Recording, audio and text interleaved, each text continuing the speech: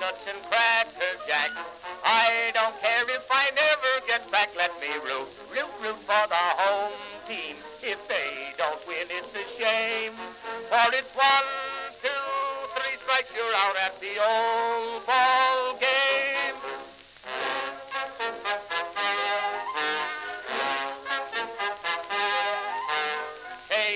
Casey saw all the games, knew the players by their first names, told the umpire he was wrong all along, good and strong. When the score was just 2-2, Casey knew what to do, just to cheer up the boys she knew. She made the gang sing this song. Take me out to the ball game, take me out with the crowd. Buy me some peanuts and cracker jack. I don't care if I never get back. Let me root for the home team. If they don't win, it's a shame. For it's 1, 2, 3 strikes, you're out at the old ball game.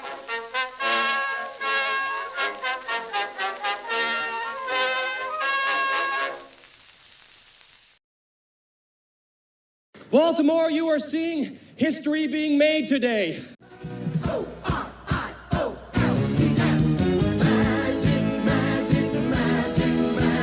Orioles magic, magic. Greetings, folks, and welcome to live coverage of Orioles baseball, where this afternoon the Baltimore Orioles will be playing the Pittsburgh Pirates in the second game of a 3-game series at PNC Park in Pittsburgh, Pennsylvania. How you doing, everybody? It's your old pal, the BirdWatcher here. People call me BW for short. That works for me. The little camera adjustment. How you doing, everybody? The Orioles. Okay, folks, don't panic.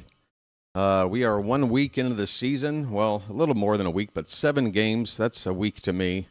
The Orioles are unfortunately not a winning team at the moment. A record of 3-4 after taking 2 out of 3 against the Twins in the opening series. We have dropped 3 out of 4 games, and we are looking for a response today after a loss yesterday. Was it 5-4? A 1-run loss to the Pirates. It was a tough one to endure because we had opportunities to win the game, but a tough inning from Shane, or not from Shane, that's today's starter. A tough inning from Kyle Bradish, giving up 4 runs. We started to climb back. We gave up 1 more run. We had some chances. Boy, we had some chances. And, yeah, we can talk about what we did wrong if you'd like, but we're trying to turn the page here and get back to 500 today. Shane Baz will be making his second start for the Orioles this afternoon. He also had a rough inning in his first start, but the Orioles are able to come back in that one. We were down 4-0. He had a 4-run inning, just like Bradish had yesterday. In fact, this entire starting rotation, first trip through, or with Bradish going a second time yesterday, outside of Trevor Rogers, and of course you can't really count Zach Eflin because he got injured early in his start. Shane Baz hasn't had a quality start. His first trip, Chris Bassett got knocked around, and Bradish yesterday had a rough inning, but it's been one big rough inning for these guys and their losses. You would hope that these pitchers are going to give up their share of runs. You're hoping that that big inning can be limited to a 2 or 3 run inning instead of 4 or more. Just try to shave a run off of those bad innings, It's early, folks. It's early. But I was just writing up about my evaluation of the team after 1 week on my Discord, and I'm giving my honest opinion, okay? I would not try to paint a pretty picture that's not true, rose-colored glasses, or whatever you want to call it. You look at the offense, you look at the rotation, you look at the bullpen, you look at our defense, the 4 main areas of the team, and then you got a 5th variable, the manager, and how he's doing. I think in all areas, the Orioles are not performing great.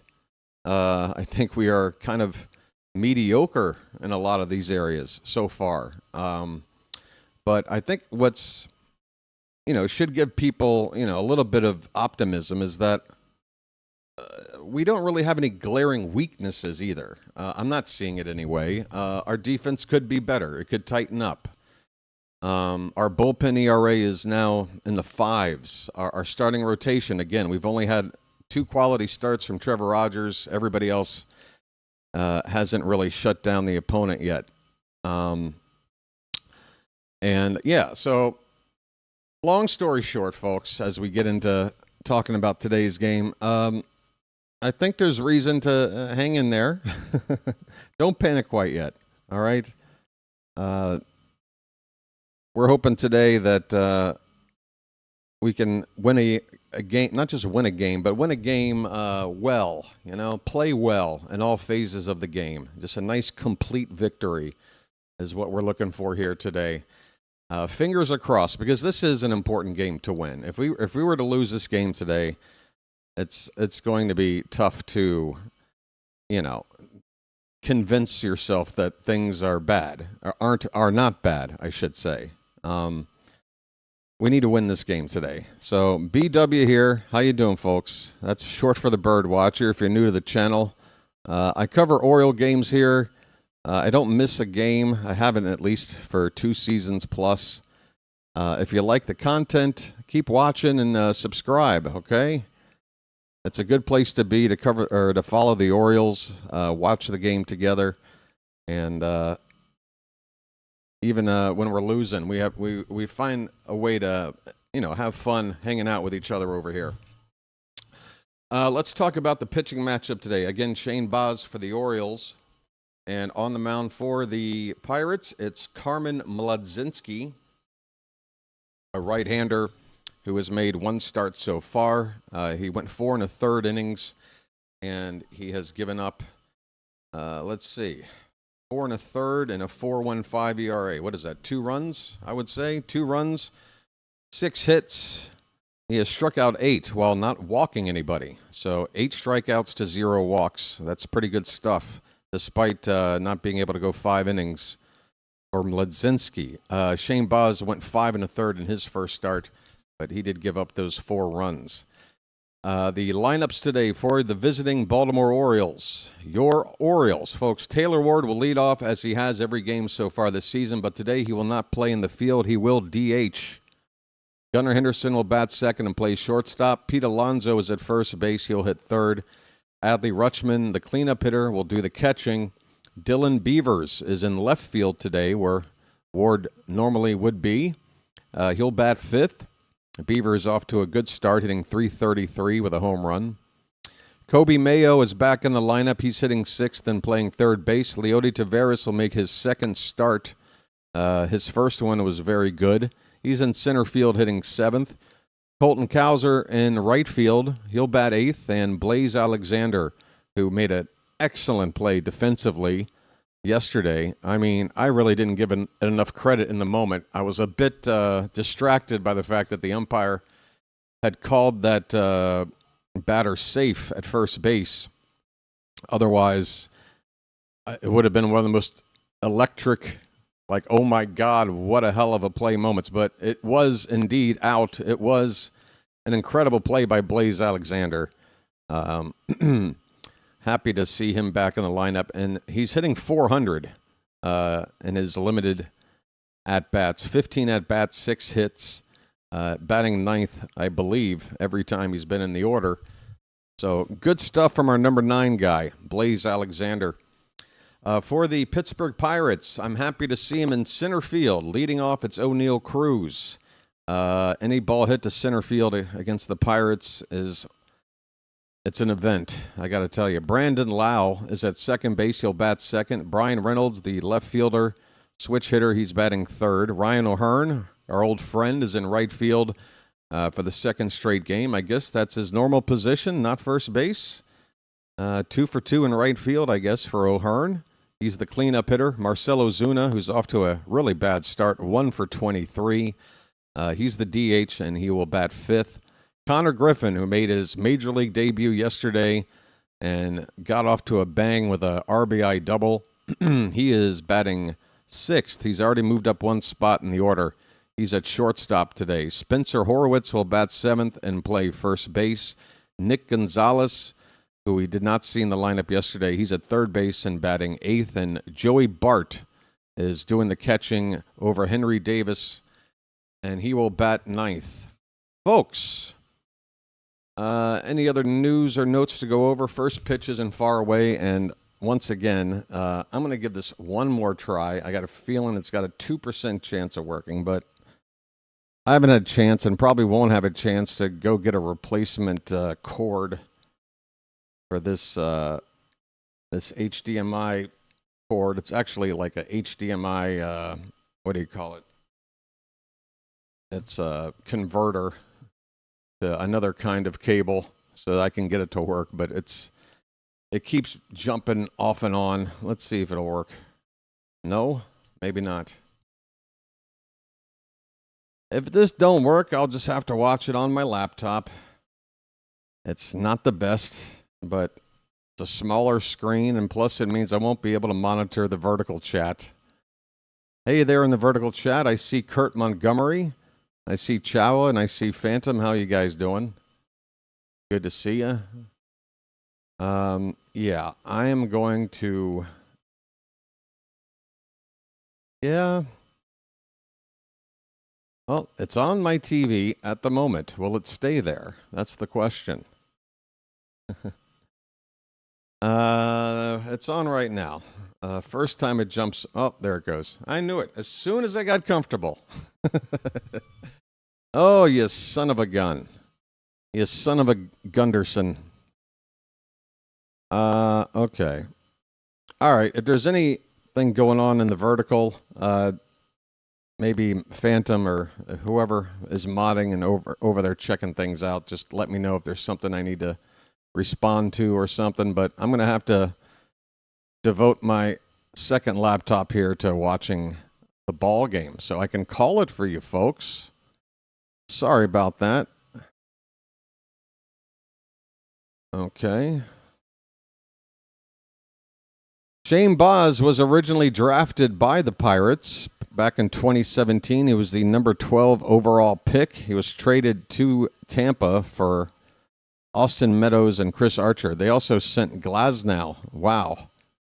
What a terrible trade by the Pirates. They sent Glasnow and Baz, both those arms. And, yeah, not a good trade for the Pirates. Baz has had one start before against Pittsburgh, and he did not give up a run. He scattered 7 hits, didn't walk anybody, and struck out 10. That's good. Of course, this Pirates lineup has a lot of new faces from whenever Baz would have faced him before. Brandon Lau, new second baseman, free agent signing. Marcell Ozuna, free agent signing. Ryan O'Hearn, free agent signing. That's the meat of the order right there. As we see Shane Baz making his way out from the Oriole bullpen toward the mound. Okay. Okay. Oh, you know what I can do? Well, I can't do that, actually. I can't do that. This laptop, this second laptop, which is really just a monitor, again, just to watch the games on and not take up power on my streaming computer. It's so cheap. I bought like the cheapest cheapest Chromebook, and anything you try to do to I don't know. I can't even explain. It's just a crappy computer, and it's annoying. And I got what I paid for. Hey, folks, how you doing there? Charm City Chat. Are we ready for this Orioles team to show us something good today? We really need to win this game, okay? We got over 50 people here in the chat before first pitch. That's fantastic. Let's go over how this works. I need to make sure to say this before every game, although people show up as the game goes on, and those are the people that really need to hear it. But look, if you're following along with me, watching the game and listening to me, odds are the game you're watching is going to be ahead of mine. So you're going to want to get synced up with me, or else this is not going to be a very fun experience for you. So whenever you see the first pitch of the ball game get in there, and it's called a strike or a ball, or it's put in play, and then an out is made, or a base hit ensues, whatever happens on that first pitch, let that play happen. And as soon as it does, pause your game, allow me to catch up and call that same play, that same pitch, or the result of that pitch. And as soon as I've called it, you unpause your game, and now you're good to go for the rest of the day. This is the same practice you're going to have to do for every game. It's the only way for this to work, folks. But we get it to work. We figure out how to make it work.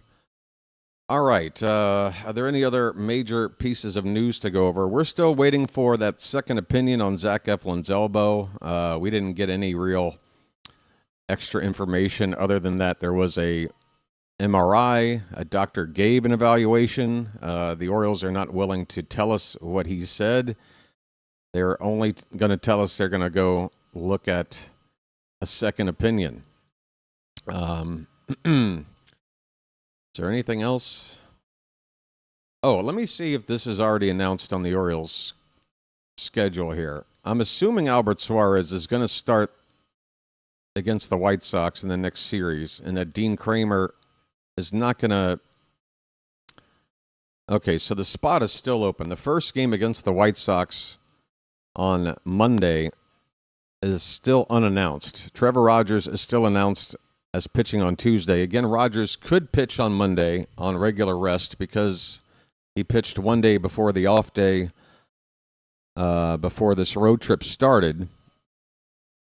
And that could buy us an extra day. But Suarez would be on regular rest because he came in relief to wrap up that game against the Rangers. So it could be either guy. But I don't think we're going to have Dino in this rotation like I thought first chance he gets. Kramer had pitched just yesterday afternoon for AAA.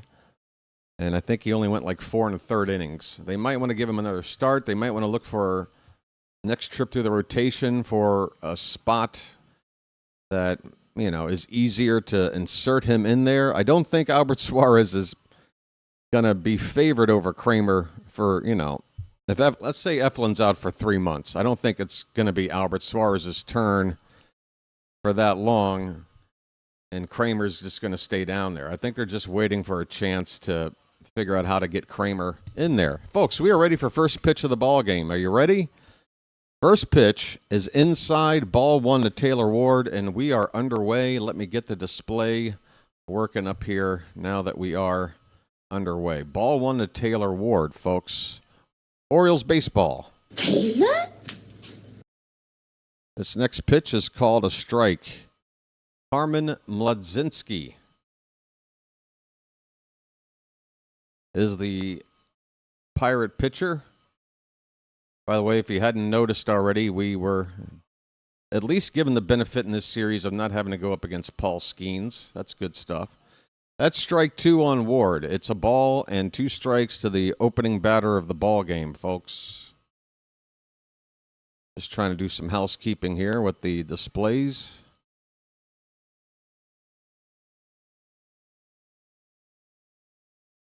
Okay, that's on there.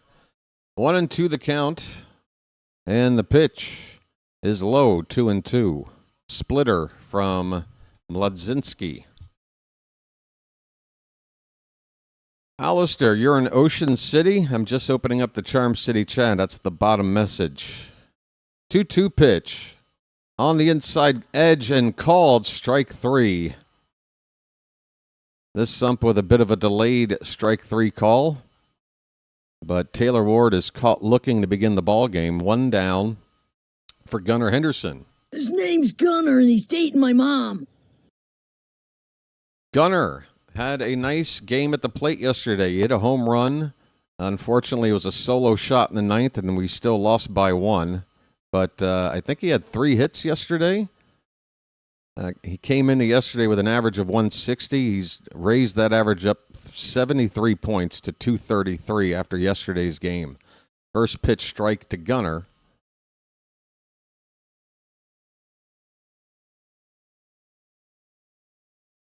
Same uniforms as yesterday, which was the home opener for the Pirates. They have their traditional home whites with the gold and black trim. The Orioles in their traditional road grays with the orange and black. That pitch is outside. 1 ball and 1 strike. Folks, how you doing there? Let me know where you're from. I'd like to hear more about where you guys are at right now. This is something I normally don't ask people in the chat, but I'm trying to be a little more interactive. Let me know where you're watching along with me today, especially if you're in and around the Baltimore area. Let me know. Just don't say Baltimore. Let me know what hamlet you're chilling in. Gunnar with a foul ball. The count is 2-2. Edwards in Harrisburg, PA. Derek is in York, PA. Wait a minute. Are we surrounded by Pirates fans? Hold on now. 2-2 pitch. Low and away. We got a full count to Gunnar.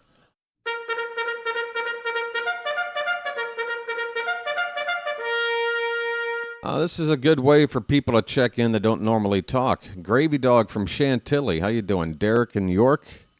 That's outside. That's ball 4. Gunnar flips the bat.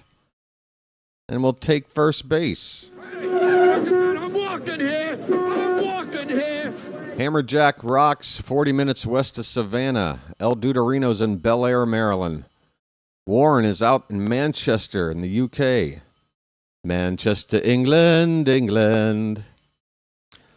Here's Pete Alonso. Gunners at first with 1 down, and first pitch swinging. That's a ground ball to Griffin. Flips to second for 1. Relay to first is in plenty of time. 1 pitch, double play, hit into by Alonso. Jeez Louise. Big buck. Stop it all. Dag nabbit. And that's how this one starts, folks. Gunnar walks. Alonso, 1 pitch, double play, inning over. Mlodzinski faces the minimum of 3 batters. Joel is usually in Bel Air. Spigot Worm is in Auckland, New Zealand. Folks, we are global, aren't we? Leesburg, Virginia for Joel. Look at this. Jeffrey is in Eleuthera, Bahamas. I hope I didn't butcher that name. It's the first I've ever read it. It sounds exotic. Phantom's in Dallas, Texas. And, yeah, what do we got? George? What are you saying? Hopkins? Oh, Johns Hopkins. 2.4 miles. Well, don't dox yourself, George. That's almost 2 more answers on the vertical. Okay. Hey, vertical people. The vertical people. We've got Chowa in Hamilton City, California, and is that Mike? Mike Davis is in Bluefield, West Virginia. West Virginia, Mountain Mama. Yes, there are 2 streams, folks. In case you were unaware, maybe one day you click on my event and you're like, well, why is this in a vertical format? And then the next day it's like the old way. There's 2 options, folks. There's 2 simultaneous streams running on my channel during Oriole games now. It's just an option for those that prefer to watch it vertically on their tablet or phone. It just fills up their screen better. And, a lot of other channels have adopted it, and people seem to enjoy having that option, so it's out there. But if you like the classic horizontal look, it's still here. All right, O'Neill Cruz will lead it off for the Pirates. Shane Baz. We need a gem from Shane Baz today. A gem. I really want to see him shut this Pirates team down and not get into early trouble. All right, here comes the first pitch, and that is a called strike right at the very bottom of the zone. O'Neill Cruz is doing fine to begin the season with the bat. 296. He's already got 3 home runs. It's just the offense he provides tends to be affected by some pretty bad defense. So Cruz will giveth and Cruz will taketh away. The count is a ball and a strike and a swing and a miss on a knuckle curve from Boz. Low and in. 2 strikes on Cruz. Braden Kerwin is in Burlington, Vermont. Folks, this might be the better way to check in at the top of a game. That way I can say hi to everybody and more people are engaging when they do. Kiki is in Harrisburg. That pitch is low, 2-2. B. More Dubs is in Pigtown, Hollands Market, representing. We got Braden Kerwin in Burlington, Vermont. Folks, I'm going to butcher names. It's hard for me to read these names with the lack of spaces and numbers thrown in. It can get a bit tough. Here's the 2-2 pitch. Check swing. That pitch is low. An appeal, soft appeal, which means no swing. You could tell by the home plate ump's appeal ask that we weren't going to get that call. Who are the umps today? Same as yesterday, just different positions. I'll tell you who the home plate umpire is here in a sec. It's 3-2 pitch. That's outside, ball 4, and Boz walks the leadoff man. And O'Neill Cruz has got plenty of speed to worry about as well. 86 degrees. Wow, it is hot in Pittsburgh today. And Dan Iasoga, who I believe is the crew chief, is the home plate umpire for this game today. The Orioles defensively in the outfield, left to right, it's Beavers, Taveras, and Cowser. Mayo at third, Gunnar at short, Blaze at second, Alonso at first, and Rutschman behind the plate. Brandon Lau, hitting .333 in his first season with the Pirates. He's already got 3 homers. OPS well over 1,000, so he's off to a great start. The count is 0-1. Swing and a miss on a heater up and in at 96. 0-2 the count. Runner at first. We're in the bottom of the first, no score.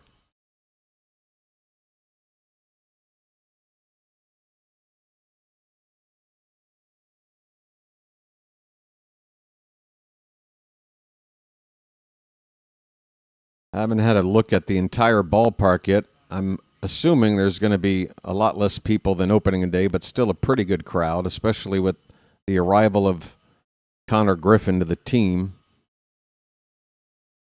That certainly didn't help our case in a close game yesterday. Was just the atmosphere of the ballpark here in Pittsburgh. A lot of energy, a lot of excitement for Connor Griffin, and he gave him a lot to feel excited about. Oh, wait a minute.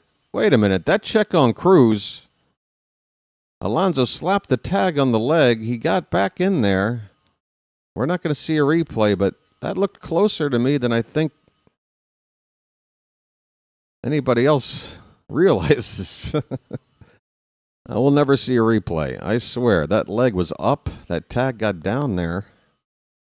It's 1-2 on Lau. Boz holding the ball a long time. Now a second check on Cruz. And that's going to allow, after Cruz gets back safely, he's going to take a wider lead now. Boz makes another move. If he doesn't nab him, then Cruz will get second base for free.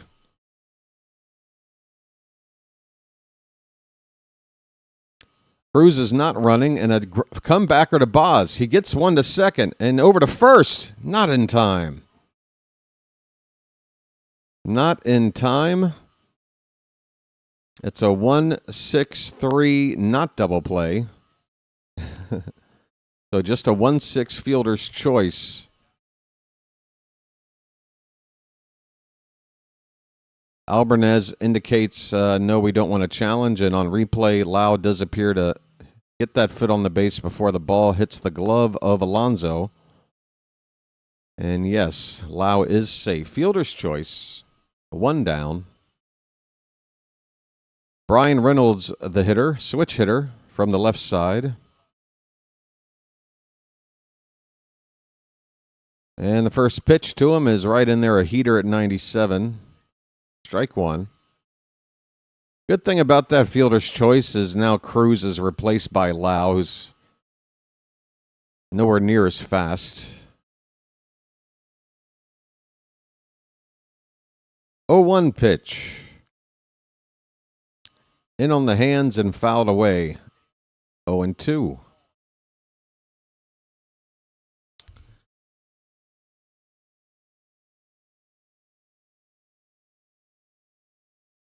Yeah, Phantom. Yeah, it wasn't like who turned the double play. It was a Keller. Yeah, Keller yesterday in a similar situation turned a double play by getting rid of it in a hurry and threw a strike. A lot of pitchers, they give you a heart attack when they turn around and throw to second. Some pitchers do it naturally, and some they don't know what the hell they're doing. 1-2 the count now on Reynolds. 1 out and a runner at first. The pitch. Grounded foul, first base side.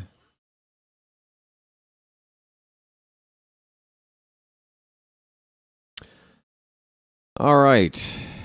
Masson sucks. And I haven't even seen our friend... what's her face? Melanie Newman. I haven't even seen her yet.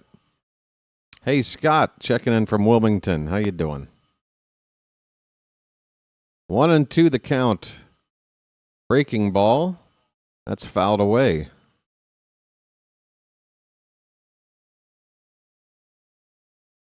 So, if I didn't shout out your name, if I missed... Oh, yeah, we got Matt here, Hilton Head. I am missing stuff. I'm missing stuff. I apologize if I missed your location, but thank you everybody for letting me know. It's nice to hear that. It's 1-2 on Reynolds. The pitch. That's low.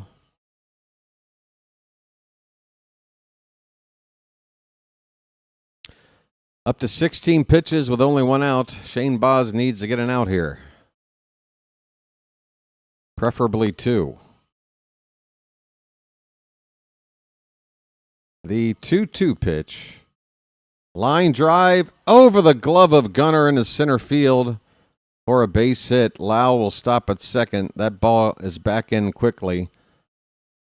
First and second for the Pirates. That ball hit hard right back up the middle. Gunnar got as high up off the ground as he could. That ball got over his glove by about a foot. Here comes our old friend Ryan O'Hearn. Please don't hurt us. Please don't get revenge or whatever. First pitch is a curveball, low. Behind O'Hearn, 1-0. All right, folks. Again, just want to avoid falling behind early. Want to get a lead in this game. We got to win this game. Up and away, 2-0. Up and away.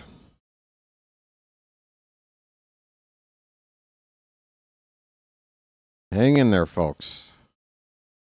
Nervous times for BW. 2-0 pitch. And going after a 2-0 pitch that was above the zone, a pop-up that will get out of play. Adley had a look, but it's behind the Pirate dugout by a couple of rows. So Baz has hit 20 pitches on just the first out recorded in the game. 2 men on base. We need an out quick.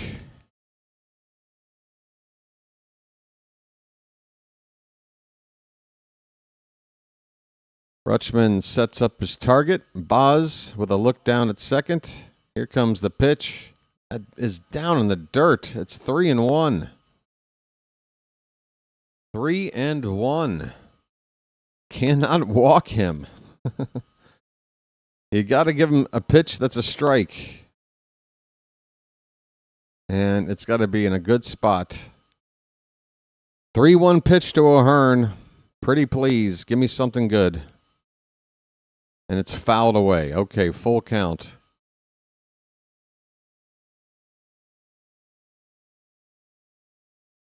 Full count.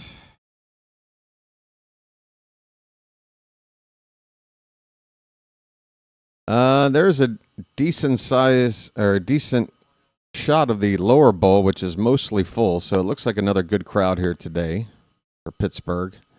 Here comes the payoff pitch, folks. Swing and a miss. Oh, God, we got an out. Thank God.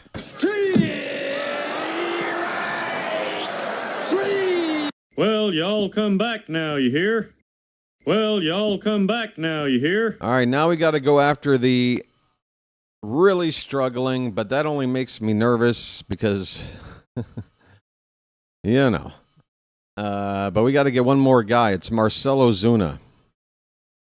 He's sitting just 0-43, just one hit to start the season and about, 23 at-bats or something? Really rough start for the Pirates for Ozuna. Boz steps off the rubber, and Lau is checked back to second base. Reynolds is over at first. Here's pitch number 24 of the inning, and that's a strike at the bottom of the zone, a cutter from Boz.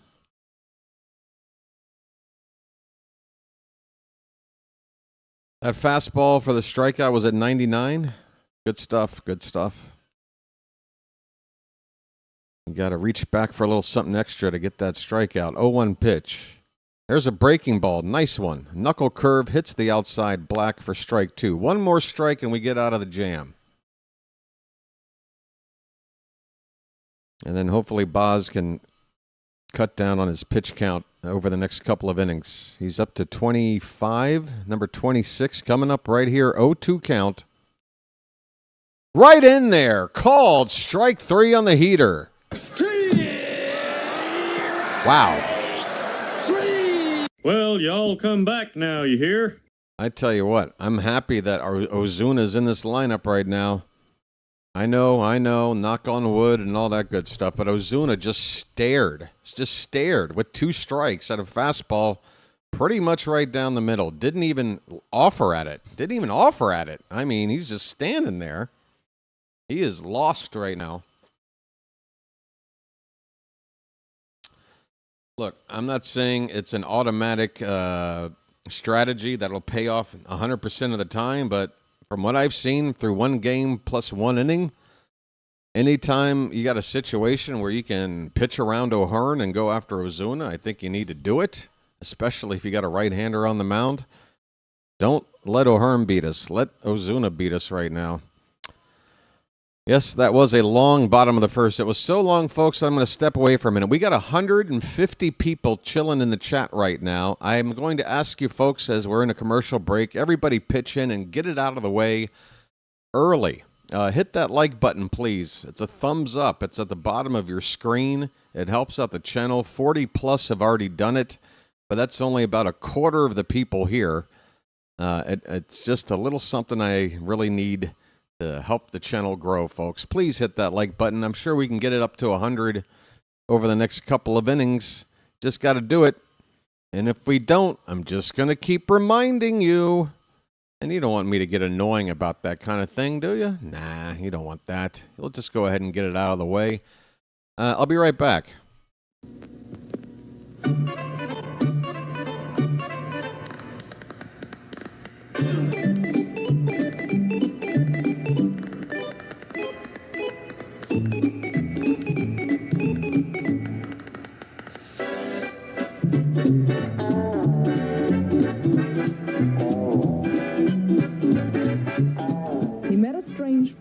All right. Starting the top of the second inning, and it's a strike, a fastball, bottom of the zone to Adley Rutschman, folks. Rutschman. Let the clutch out gently, okay? He'll be followed by Dylan Beavers and Kobe Mayo. Splitter low. 1 ball and 1 strike. Let the clutch out gently, okay? Norfolk was rained out today and we'll play a doubleheader tomorrow. Okay. Thanks for that, Phantom. By the way, who's that kid? There's a kid, Thomas Sosa, who has moved up to the, I think, number 18 prospect on the Orioles list. He's playing with Double-A Chesapeake, and he's off to a red-hot start. That's a name to put in your back pocket. We signed this kid out of Dominican Republic when he was 17 years old. Here's a ground ball that the third baseman could not handle. It'll scoot past him. Nick Gonzalez, unable to pick this grounder from Rutschman. It'll get into left field, and let's see how they score this. They're going to give Adley a hit. I think a lot of third basemen make this play, but scorer is going to give Adley a hit, and we're happy with that. So Rutschman with a leadoff single. Yes, Big J. Captain Chesapeake theme song here. Welcome to Charm City, Big J. Dylan Beavers, Charm City, please show me your beavers. Nice beaver. Thank you. We need a full beaver inspection right now in the chat.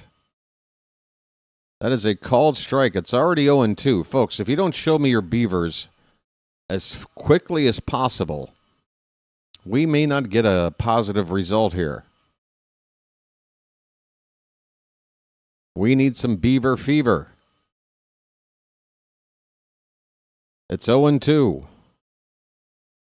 There we go. There's a ground ball. It's going to second base. They'll get the lead runner. Return throw will not be in time. It's a fielder's choice for Beavers. So Rutschman is canceled out. We've got a little more speed over at first now with Beavers, with 1 out in the inning.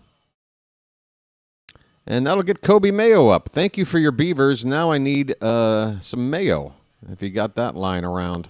Uh-oh. He's not on my front page. Where are you, buddy? Just get it all on there. Just spread it out. Check on Beavers at first, and he just got back in there. Just get it all on there. Just spread it out. There you are, buddy.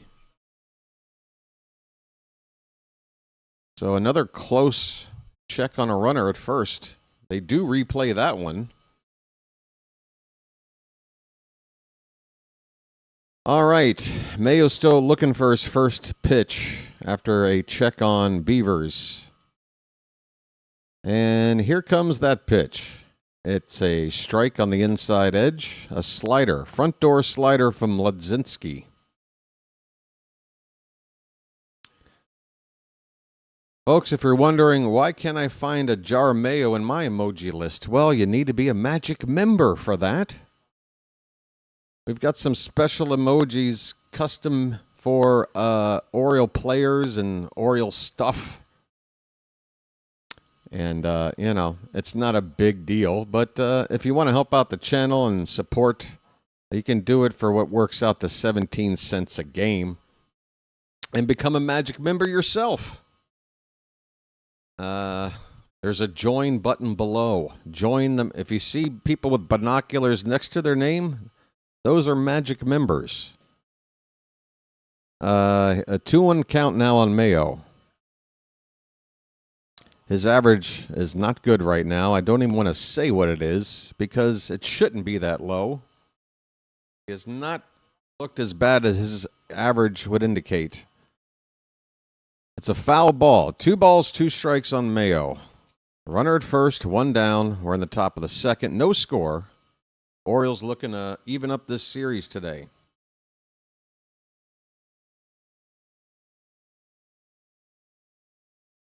Is it a must-win? I don't think that's possible in Game 8 of a baseball season. It's more of a really gotta win. This pitch is low, a slider. We got a full count on Mayo, folks. Full count.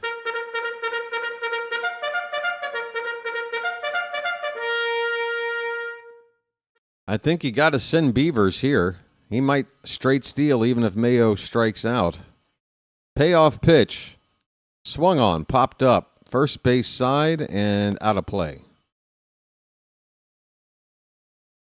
Hey, there's a lot of Oriole fans in that first base side of the field. I'd say more orange than gold.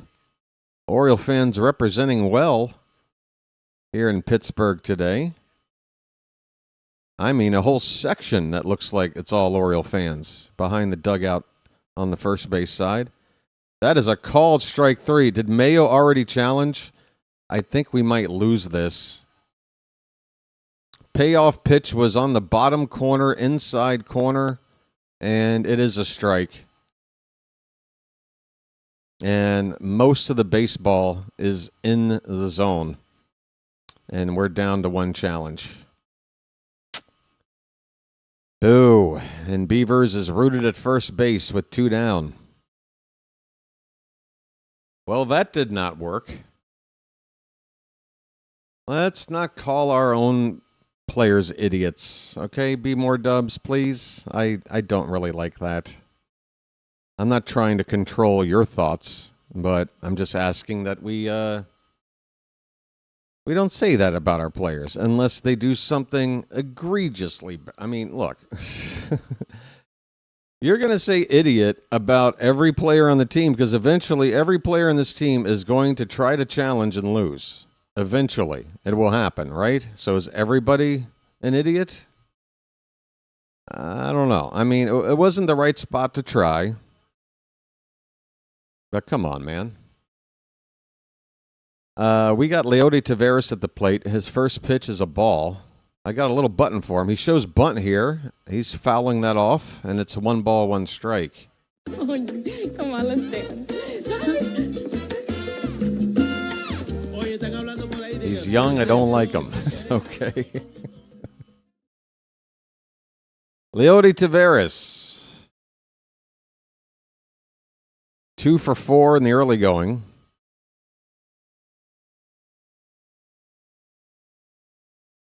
Runner at first, 2 down, the count, a ball and a strike. Pitch number 29 from Mlodzinski. That's in the air to left field. And it's going to be right to Brian Reynolds. He only has to move a couple of steps. That'll end the inning. Nothing doing for the Orioles here in the second. Rutschman did get a base hit. He was canceled out on a fielder's choice. Beavers never tried to steal or get into scoring position. Why not? And we've left 1. We go to the bottom of the second. No score in Pittsburgh. Speaking of trading, I mean, folks, we need to talk about yesterday for a minute. All right, Chilo. Is Chilo even here? I don't know if Chilo's here. I don't see him. But Chilo brought up a point in the game, in the moment, that I feel like I neglected. But that's because I've got such high... I put Sammy Basayo in a place offensively where I feel like, you know, once his career gets going, that he's not going to be the kind of guy that you pinch hit for because it's a lefty on lefty. He's just going to be too good of a hitter to be the guy you lift for a pinch hitter. But is he that guy yet? And we've got right-handed options on the bench, and he was playing DH. So basically anybody could have replaced him. And it really points more to the question of, well, what are we doing with Ryan Mountcastle? Honestly, if that's not a spot to use Ryan Mountcastle, then what are we doing with him on this roster? You know, I figured if they're going to share DH duties and lefty-righty matchups, then, well, that should have been Mounty's turn in that spot. Now, my feeling was in the moment that Albanese, like me, has a lot of faith that Sam Basayo can handle being a guy that can drive in runs against lefties or righties. And I think he just wanted Basayo to, you know, instill that confidence in the kid that, you know, you're the guy. You can do this. But that decision might have cost us. I mean, 2 men were on base. He struck out. He didn't have a good at-bat. Chased one in the dirt to strike out. Connor Griffin's up, so I guess I better watch what this kid does. First pitch is ball one. Swing and a miss on a cutter from Boz makes it a ball and a strike. Connor Griffin.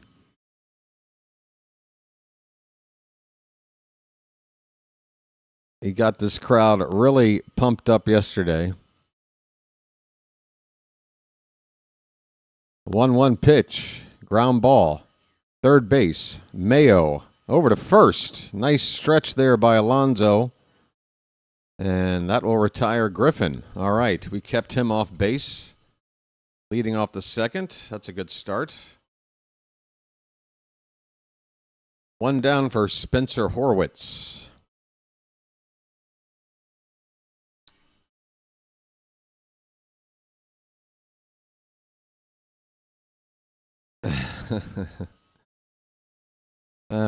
Oh yeah, Evan. Sammy, it looks like he's okay. Yeah, he did sort of make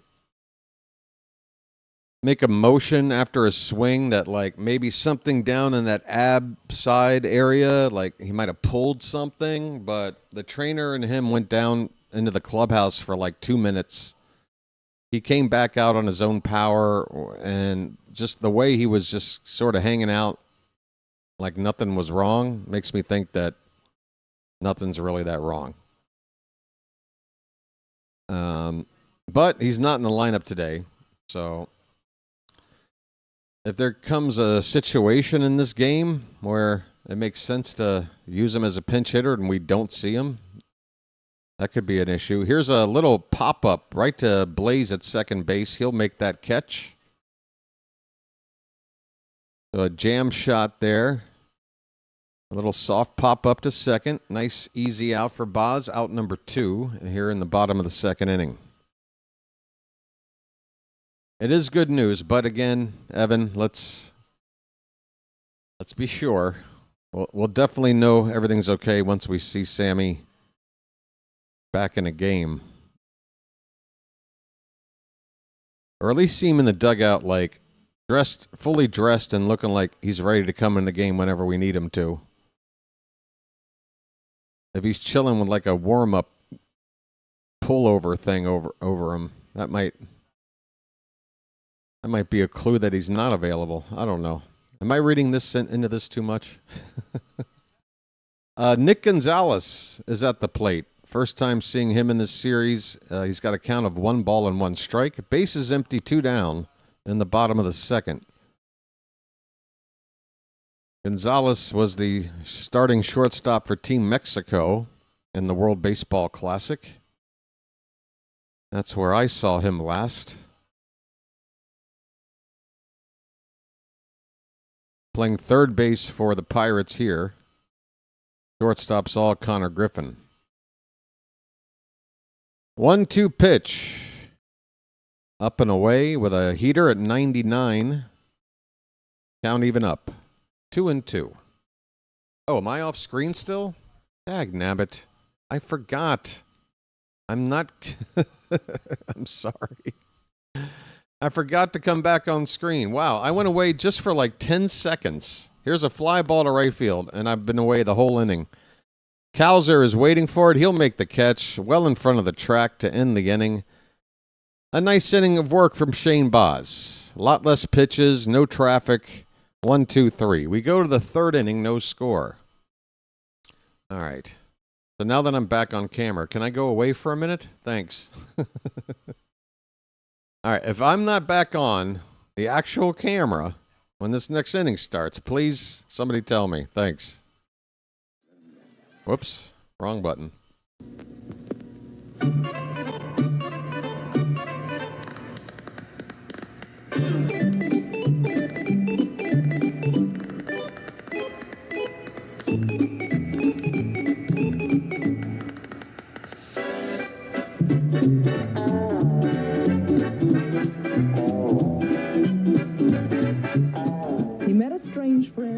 Chesapeake Bay. Oh, wow. Here he comes. Let me show you what I mean now. By the first thing you do is get right up in their face, you point the finger. Then if you can't get close enough, you turn the hand around and kick some dirt. And then if he's missed a strike, you get over here and you put dirt all over the thing. You throw the hat down, you pick it up, you throw it, and then you're so bad, you throw him out of the game. You're out of here.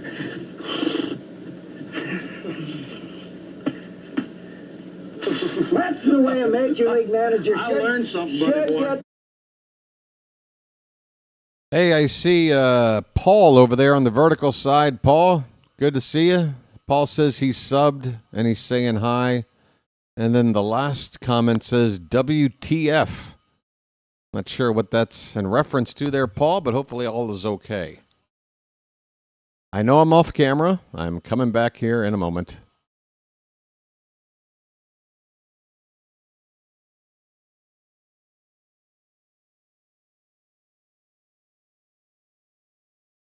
All right. And we are back. Oh, how you doing? It is Colton Cowser. Folks, get those cows up quick.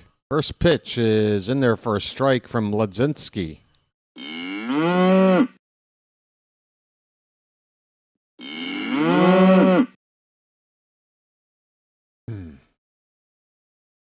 Oh, and 1 the count. The pitch low and away to the milkman.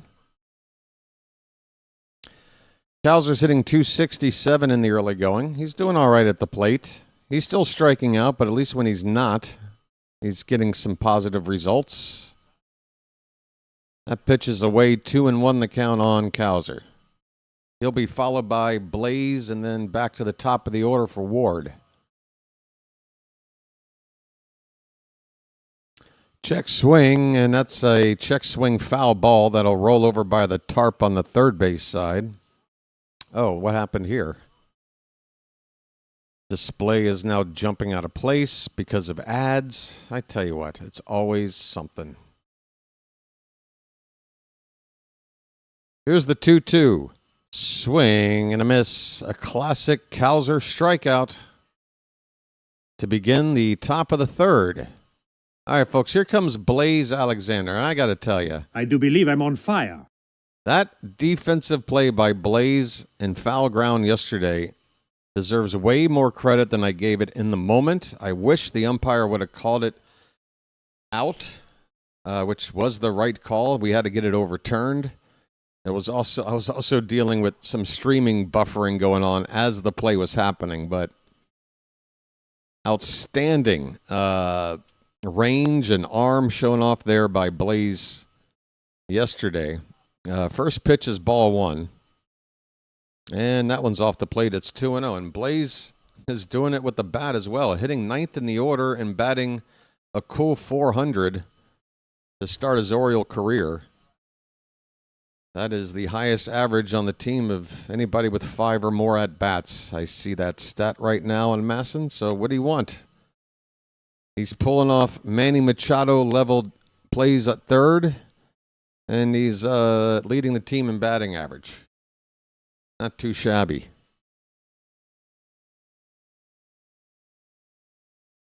There's a nice shot of the ballpark.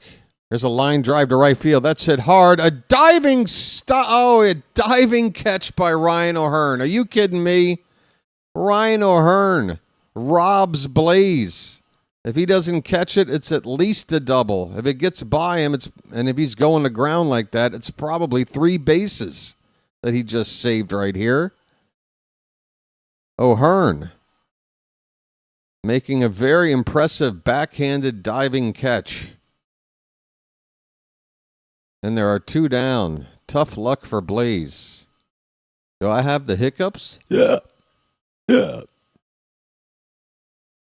All right, Ward is up for his second time. He struck out to begin the ball game. First pitch is ball 1 to Ward. Taylor?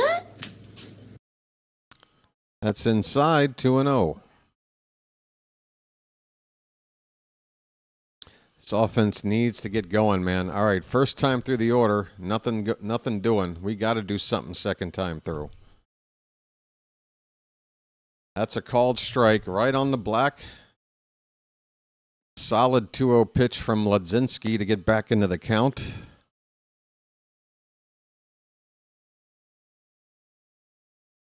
Two balls, one strike to Ward. And this pitch is hit right back up the middle, but the second baseman playing near the bag is there to field it. He'll get it to first in plenty of time. And the Orioles go 1-2-3. 1-2-3, a walk from Gunnar Henderson, which was canceled out by an Alonso double play, and then a leadoff single in the second from Adley. That is your offense through 3 innings for the Orioles. 10 batters have come to the plate. We got to do better. That's 1/3 of the ball game gone. 2/3 to go. We got to get this offense going. Come on. Our pitcher hasn't given up a run yet. We got to get on the board. No score. We're going to the bottom of the third. Folks, we've got nearly 200 people here watching right now. Thank you for tuning in. I'm BW. That's short for the BirdWatcher. Nice to meet you if you're brand new. I would ask that you join up with this channel by getting a membership, or no, by getting, subscribing. Great. I've already blown the sales pitch. But the sales pitch is, it's free, okay? Subscribe today. I also want to think of maybe some of you might have come over here from Dr. DeLay's channel. He covers Pirate games, but I guess he's covering the Final Four, so he's not doing today's game. I saw he posted something about the game being covered over here. So thanks if you're here to follow along. Don't mind if you hear an Orioles biased call of the game. No offense to you if you're a Pirate fan. Look, outside of a couple of Octobers at the start and end of the 1970s, I don't really have anything against you Pirate fans. Just a couple of heartbreaking World Series losses, that's all. Otherwise, I got nothing. So yeah, subscribe. Let's get the sub count up today, and let's get those likes up as well, folks. We're up to 70, and we got more than double that here. Let's get it up to 100. Joey Bart will lead off for the Pirates right-handed batter. And he looks at a pitch outside for ball one. Bart, I believe, is just 1 for 5 in this season. I think he's the number 2 to Henry Davis on this Pirate team. 1-0 pitch. That's a weak grounder to short. Gunnar will charge it. He throws on the run, and he will get Bart 1 away. Joey Bart is a guy I always look for when I'm playing MLB The Show, and I'm building a fantasy team, because he's like a late round second catcher that you can get, and he mashes lefties. Luckily, we don't have a lefty facing him. But that's what I know about Joey Bart, is apparently he can hit the crap out of lefties. But he's retired here. All right, back to the top of the order. O'Neill Cruz walked to begin the ball game.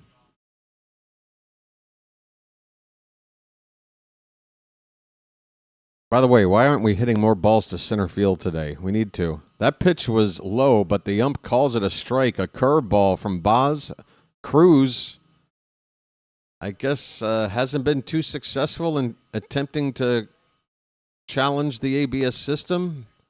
Maybe that caused him to not do it there. That was ball one. This pitch is even lower, and that is called ball one. So now the count is even up. It should be 0-2. I'm sorry, it should be 2-0 in favor of Cruz. 1-1 pitch. That's the same pitch as the first. It is low again, and it's called a strike. Cruz is talking to the ump. He wants to challenge. He might have been told by the manager, we're not letting you challenge. We're not giving you that responsibility. You're not allowed to. And a swing and a miss. Down goes Cruz. Folks, Cruz should have had a 3-0 count. Instead, he strikes out. And this has got to be a call by the Pirate manager. It's gotta be. 3! It's gotta be. There were 2 pitches in that bat that were low by a solid 3-4 inches. Maybe 2 to 3 inches. Maybe I embellish a little bit, but I tell you, they were definitely low. And the second one, I mean, it's one thing to get burned once in that bat, but Cruz got burned twice. Didn't even, yeah, it feels like he doesn't have the right to challenge. Brandon Lau on an 0-1 pitch hits a ball into center field. It's shallow, and Gunner's going to go out and make this catch. The inning is over, and Shane Baz, after a pretty rough first inning in terms of pitch count, he's gotten it under control here. Now after 3 innings, we're on 15 an inning, 45 pitches. Good work from Baz. 1 hit, 1 walk through 3 with 3 strikeouts. It's a good-looking pitch line for Baz at the moment. We go to the 4th inning, no score. That's what a good 8-pitch inning can do for you, right, Phantom? Chuck says, hello, BW. I am really dazed and confused with this offense. 23 and 24 of those teams are amazing. Playoffs in 24, we were swept and scored 4 runs in 3 games after that Rangers series, no bats. And, yeah, the bats were even quieter in that wild card matchup against the Royals in 24, yeah. Oh, yeah. Texas was 23, and then the Royals in 24. Yeah, I mean, at least with the Texas thing, even though we had home field advantage, 101 wins, you know, whenever a team beats you in the playoffs and then goes on to win the whole damn thing, I feel like it's an easier pill to swallow because at least you can go, well, we got beat by the team that wound up being the champs. It sucks so much worse when you're a favorite and you should win a series and then the team that beats you just gets knocked out the next round. You know? That makes it worse. But yeah. What was the original point? Oh, the offense. I'm not too worried about the offense. I mean, obviously today they haven't done anything yet. But in general, I feel like it's like the teapot that's just about the whistle's just about to start to go off. There's a kettle. It's sitting on the stovetop.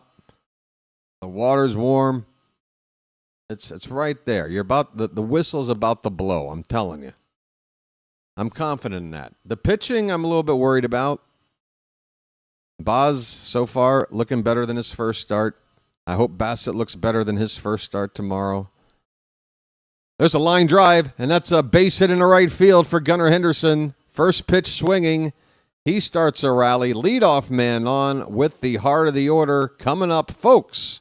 Gunnar. His name's Gunnar, and he's dating my mom. Okay.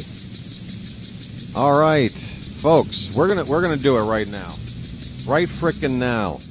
You know how hungry I am for this team to get going? I mean, like, you know, not just squeeze out a win. I mean, like, convincingly win. Like flex a little bit. I want to flex. Let's go. Pete Alonso, show me something. First pitch, he takes a strike. Fastball on the inside edge. Gunnar, show me something too. On those bases. Check on Gunnar. That is a close check. Gunnar kind of awkwardly. He kind of had to take a circular route back to that bag instead of a straight slide back in there to try to avoid the tag. Might have taken half a step too big of a lead there. That was close. 0-1 pitch to Alonso. That's not close. It's 1-1 on Pete. Folks, a polar bear is at the plate. A polar bear stirs. Alonso's got 1 home run, right, guys? He's due for number 2, right? 1 every 4 games. That's about right. That gets you to 40. I think we need an Alonso home run. What do you guys think? This pitch is fouled away. 1 ball, 2 strikes. Oh, I'm stealing some Masson stats here. Looks like Alonso is seeing a lot more off-speed stuff than he is the heater. Well, he just got a heater there. It was at the top of the zone. He swung and he missed, and he strikes out. Damn it, Pete. A polar bear stirs. The first time I've said, damn it, Pete, in his Oriole career. Come on, buddy. We need you to be a little more consistent when we're trying to do a rally kind of a thing, man. Gunnar at first base for Adley Rutschman. First pitch is low to him. Gunner's on base with a hit, and Rutschman has the other, a single in the second. There's 1 down, no score in the top of the 4th. That pitch is in there. Middle of the plate, bottom of the zone with a splitter. Folks, that like count is sputtering. It's crazy. We got 200 people watching. Folks, if you're watching, I don't know what else to tell you. Like, can we make a deal? I'll give you a deal. You can stay as long as you like. You can hang out in the chat if you want, or you can quietly listen along. But I'll give you 3 hours calling the best game that I can. Free content. If you give me a second of hitting the like button, we'll call it a deal. I can shake on that. I think that's a pretty good bargain. Just saying. Appreciate it. Yours truly, BW. All right, 3-1. The count on Adley.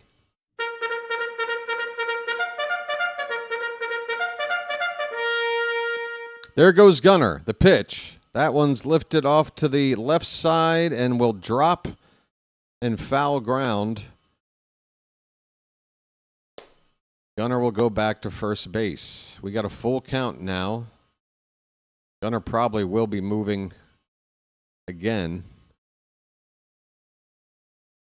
Stay out of a double play. Get him going in case Adley can hit a gap or one down the line. He can come around and score. Send him on 3-2. He is not going. And it's a ground ball. And Adley finds the hole in right center field. Gunnar will get to third easily. No need to be sliding in there, but he does. As the ball is momentarily loose on the infield, but runners now at the corners with a solid hit. Second hit, 2 for 2. Adley Rutschman, folks. He's looking like a better hitter than last year. We haven't seen the power quite yet, but we're seeing some solid swings out of Adley, and that's a good sign, folks. All right, folks, show me your Beavers. We got first and third. It's our best chance to score yet so far today. A fly ball could give us the lead. And there's a ball in the right center field. Get down. That's a base hit. The first run of the game, Gunnar Henderson will walk home. The Orioles have a lead.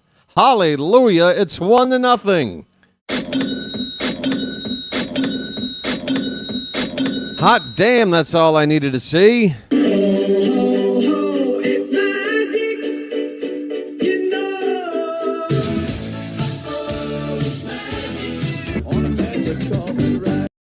Folks, we got first and second, 1 down. RBI base hit for Beavers. Make Beavers a 350 hitter right now. Here's Mayo. All right. Man, I'm calling it right now. You know what? I'm taking away. Where's the thing? I don't want any spoilers. Mayo needs an Earl Weaver special right now. And I'm taking away any of the stuff that might spoil it. You hear me? That's what I want. I want an Earl Weaver special. I want Mayo to crank one. Let's go. First pitch is a curveball way off the plate for ball 1. Come on. Folks, I'll put the info back up in a minute. It already spoils a little bit, so it's just something for people when they're checking in to get caught up with things. I'll describe the action, don't you worry. That pitch is off the plate. It is 2-0 on Mayo. Get it all on there, folks. Just spread it out. Just get it all on there. Just spread it out. Mlodzinski steps off the rubber. Mayo steps out of the box. He's got a hitter's count, 2-0. The Orioles got a run on the board. They got a lead. First and second, one down. This will be pitch 57 from Mlodzinski, and it's a breaking ball in there for a strike. Mayo didn't like the fact it wasn't straight and never looked interested in it, even though that pitch was in the zone pretty much the whole way in. The 2-1. That one breaks off the plate. He lays off 3 balls and a strike. Folks, we got a hitter's count. Mayo is due.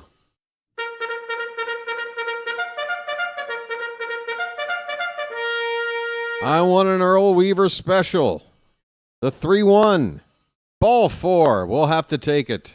I'm walking here. I'm walking here. All right. Mayo will take a base. And the Orioles have them loaded, folks.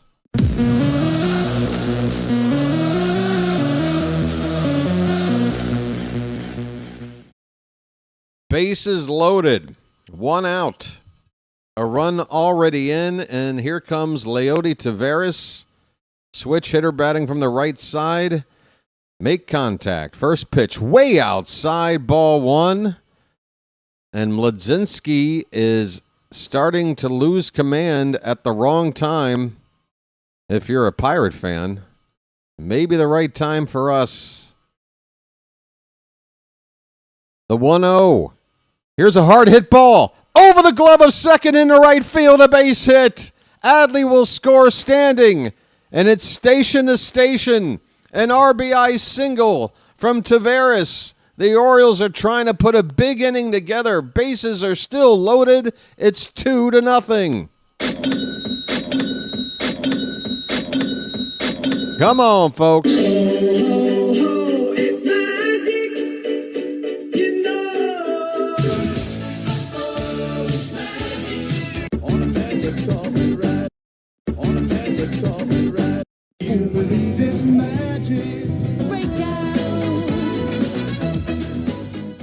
Ah, yes, Russell, the 70s. You got your polyester button fly collar shirt on? Are you going out to do some disco tonight? You Pirate fans still going out to the club? I got you. Where you from? Baltimore. What? Baltimore. Baltimore? What's that? Look, it doesn't really matter, all right? Ooh, ha. All right, you and your 70s. I know. Up 3-1, and we frickin' blew it. You and your family team. You and your family. All right, bases loaded. First pitch, Cowser. Where's that going? Left field. Toward the foul line, and where did that ball end up? It did not end up in the glove of Brian Reynolds. It is a foul ball. Okay, Cowser. Off the bat, I wasn't sure where that ball was going. He took kind of a weird swing. And I know weird doesn't really help you picture what it looked like. It just was not a normal sort of kind of a defensive swing, but it was the first pitch. Swing and a miss here. And now it's 0-2 on Cowser. Milkman, buddy. Milkman, come on, dude. With 1 out and bases loaded, you cannot strike out here. Don't do this to us, dude. Not in this spot. You got to make contact. Remember opening day? Remember that nice sac fly to left? That'll do. That'll play right here. Come on, buddy. He struck out. A 3-pitch strikeout of Cowser. And now there are 2 down with the bases still loaded. Folks, hang in there. Why? Why hang in there? As much as Cowser crushes us with these strikeouts? Because we got Blaze. I do believe I'm on fire. Blaze is at the plate. And he's got a chance to get some RBIs. First pitch, swing and a miss. Curveball from Mlodzinski. 0-1. Come on. 2 runs in, but those bases are loaded. Blaze does have a grand slam. 4 for 9 with the sacks packed. Swing and a miss, and not a good cut there from Blaze. Curveball nowhere near it. The timing and the location of the swing were both off. Folks, 5 likes from a hundo. Let's go. We're right there. Hey, if we can get the likes to 100 right now, maybe we cash in right here. Hurry up before this at-bat is over. 0-2 pitch. That's in the dirt. Catcher Joey Bart blocks it. Kind of awkwardly going to ground in the process. Folks, oh, did he take it in the nuts? It kind of looked like he took it right in the family jewels the way he reacted. I wonder if that was the case. All right, folks, it's a ball and 2 strikes. And we're at 100 likes. Maybe Blaze can do something now. The 1-2 pitch is up and away. It's 2-2. Do you see what liking does? It gives us a chance. We have a chance.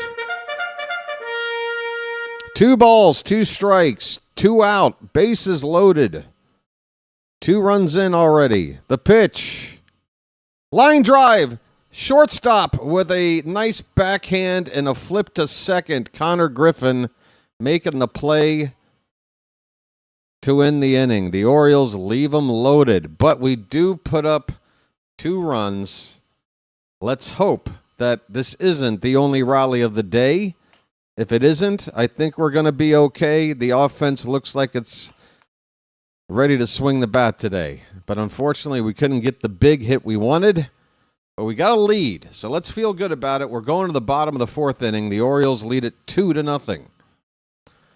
Boy, that was a mixed bag. It was nice to see, and I'll bring up the info on the screen here again. It was nice to see the offense kind of, churning. It's just, damn it, we needed one more hit, one more big hit to really feel good. You leave those bases loaded, only 1 out. Ugh. How do you feel, folks? On a scale of 1 to 10 after that inning, how do you feel? Let me know in the chat. I feel like after that inning, I feel like about a 7. If we would have gotten the big hit, I would have felt like a 10. But how am I going to feel lower than a 7? I mean, we got the lead, and it's not just 1 run. We got a couple. See, like El Dunarito, really a 3? It's all the way down there. All right, I'll say 6.5. I'll take another half point for leaving those bases loaded like that. But look, Evans cool. XX Miami's cool. Basek is cool. And even the Pirate fans are taking a 7. See, this is a nice little social experiment here. Little sociological experiment. You see how there's a difference between people that are maybe a little more optimistic and versus pessimistic? I don't know. But we all saw the same inning happen, and some are ranking it as an 8, and some are ranking it as a 3 or a 4. Brian Reynolds, first pitch to him here is a strike. We're in the bottom of the 4th inning. Next one's right in there from Boz, 0-2. Oh, I don't think anybody would say a 10. It's impossible to say a 10 when you have bases loaded, 1 out, and you stop scoring. Here's a foul ball, still 0-2 on Reynolds. Phantom says a 7. I originally said 7, but I'm willing to take a half point off. 6.5 to 7 for me. It is a major ouch. Bases loaded, 1 out. And, you want to just get a comfortable lead, It's 1-2 now on Reynolds. That pitch missed. I got to stop saying I'm just starting to notice I'll get back to the call with an and now that I've said it out loud, I think I'm going to stop doing it. Here's a little dribbler back to the pitcher, and Boz never gets a throw off. I don't know if he never got a grip on the ball. He appears to be judging the ball as if the grip was the issue. He doesn't want that baseball anymore. He asked the ump for a new one.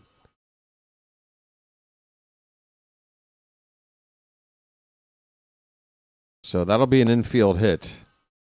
Yep, he tried to pick it up barehanded before he got it into the glove, and that's what did him in. He needed to choose one or the other. Take it in the glove or get your glove hand out of the way and barehand it. He got caught in between. It was like an El Camino. It was neither a car nor a truck. And you're not satisfied. You want a little bit of both, and you wind up getting nothing. You know what I mean? That makes sense. Ryan O'Hearn, ball 1. Hey, folks. How you doing? It's just 4:17 in the morning over here in Thailand where I am. Sometimes I say weird stuff. 1-0 pitch is right in there. A fastball at 97. 1 ball, 1 strike to turn and burn O'Hearn. Folks, we got over 100 likes, but we also have over 200 people here. So I'm going to keep on. Am I singing the Brady Bunch? I didn't mean to. I'm going to keep on trying to encourage you folks to hit that like button. That pitch is inside. 2-1 on Ryan O'Hearn. Runner at first. Nobody out. Bottom of the 4th. Here's a ground ball, first base side toward the dugout, Orioles dugout. Cowser is too easy to strike out. All pitchers know to just throw off speed, and he'll strike out on 3 pitches. Well, he needs to put the ball in play before he gets to 2 strikes. I think that's the key for Cowser. Just don't get to 2 strikes. Just make some kind of contact. If that turns him into less of a power hitter and more into a contact hitter, then so be it. But if he wants to stay in the bigs and cut down on the strikeouts, that would be my advice. Just do something before strike 2. Ryan O'Hearn with a 2-2 count now. Pitch from Boz. That's a line drive to right. That is in there for a base hit. And Shane Boz is in trouble. The Orioles get 2 runs. We had an opportunity for more, and now the Pirates have the tying runs on with nobody out here in the bottom half of the inning. Marcell Ozuna is coming up next. And one would hope that he will continue to struggle if you're an Oriole fan. He's 0 for 1 with a strikeout today. First pitch to him. That ball's hit hard right to third, but Mayo drops it, and now he'll only have 1 play. A double play ball. There will be no error because there is an out made. It's just going to be a ground out to third by Ozuna. But, man, the Orioles just blew a chance to turn 2. Ozuna does not get down the line fast at all. If Mayo picks this cleanly, we got ourselves 2 down. That ball hit him in the chin after he did not pick it cleanly. But at least we got something out of it. Connor Griffin, though, is up with the base open, and we hit him. On the elbow, it looked like. First pitch. And boy, the Pirate crowd does not like that. And we got to put ourselves in their shoes, folks. We wouldn't like it either. As their new young potential star just got hit just above the elbow. He does have some padding there. It looks like he's fine. Well, that's one way to set up a double play to get out of the inning. Bases are loaded. but no room to screw up right now. First pitch is a strike, a knuckle curve to Spencer Horwitz, who's 0 for 1. 1 out, bags juiced. We need a double play or a strikeout or a pop-up. That is not a pop-up, but it's in the left center field. It'll be caught out there by Beavers. Runner will tag. Throw will come into third. It's going to be a sac fly. The Pirates get a run on the board. Brian Reynolds comes in on a sac fly by Spencer Horwitz. And it's now Orioles 2, Pirates 1 here in the bottom of the fourth. 2 down, runners at first and second base. And if we can get out of it like this, I think you got to just say, all right, punch, counter punch. We come out of it with a 1-run lead. Let's just take it and try to win the final 5 innings. First pitch to Nick Gonzalez is up and away, 1-0.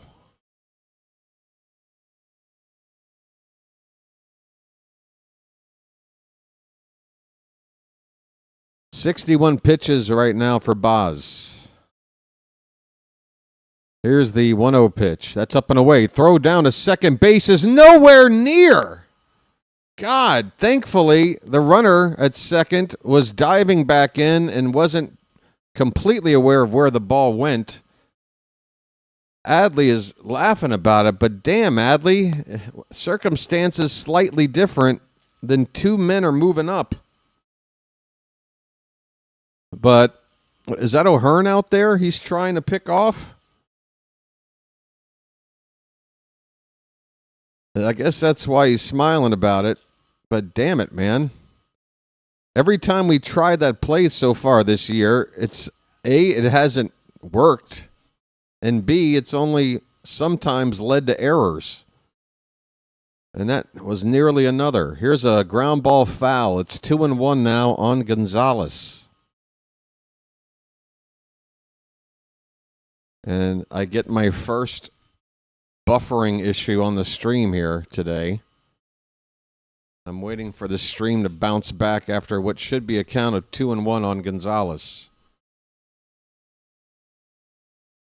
Okay, I think we're back.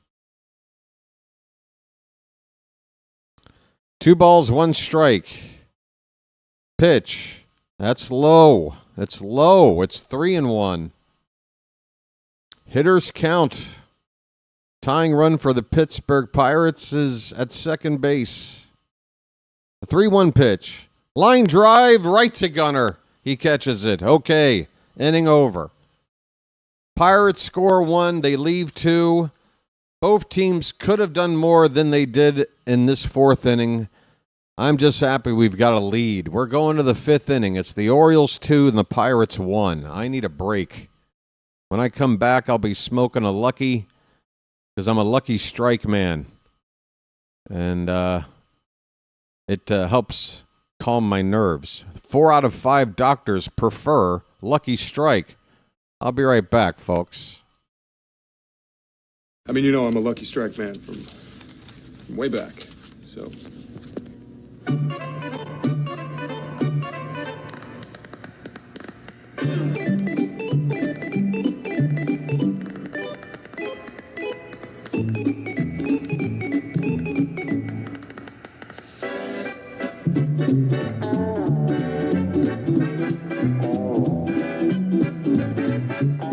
He met a strange friend in the Bacon!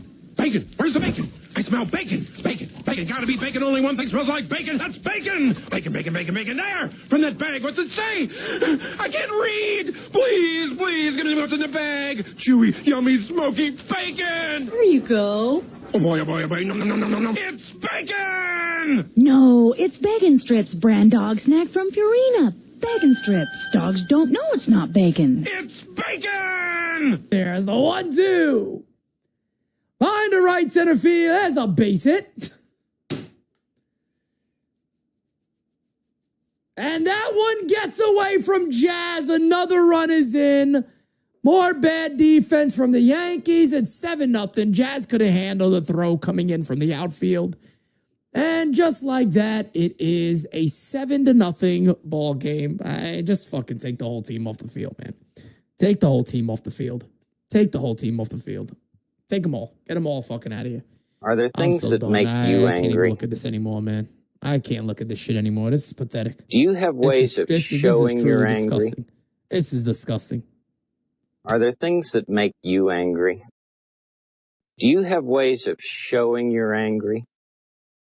Folks, we're back. First pitch to Taylor Ward is in there for a strike. We're in the top of the fifth. The Orioles lead it 2-1. Taylor. Taylor? Yes. Did I stutter? That pitch is off the plate. 1-1 the count. How you doing, folks? Welcome back. Swing and a miss. 1-2 on Ward. Ward is 0 for 2 today. He'll be followed by Gunnar and Alonso. Alonso needs to do something next time up. He's been striking out. This pitch is in the dirt. 2-2. We need the soundbite from the movie Airplane. Oh, I don't think does he say smoking? That's probably the first one, but I mean, if I'm going to pick one, I'm going to pick sniffing glue or quit amphetamines, because those are funnier lines. Here's a foul ball, still 2-2 on Ward. Lloyd Bridges, everybody, the legendary actor Lloyd Bridges.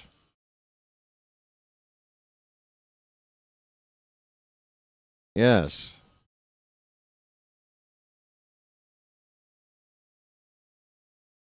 Looks like I picked the wrong week to quit Tide Pods. The count is 2-2 on Taylor Ward. The pitch, that's very high, full count. Very, very high. Hey, speaking of very high, happy 420 in a couple of weeks.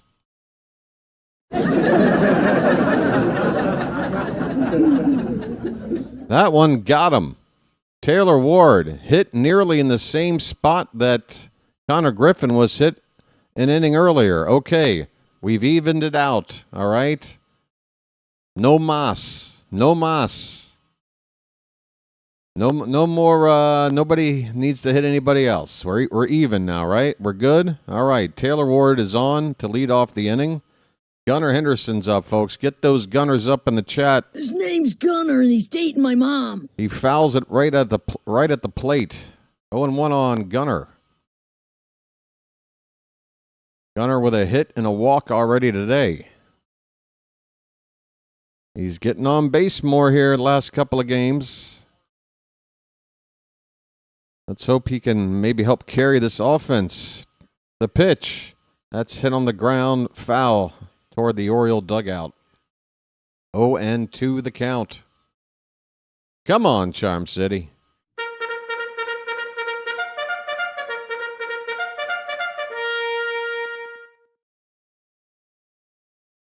Oh, and 2 of the count. The pitch. That's low and in.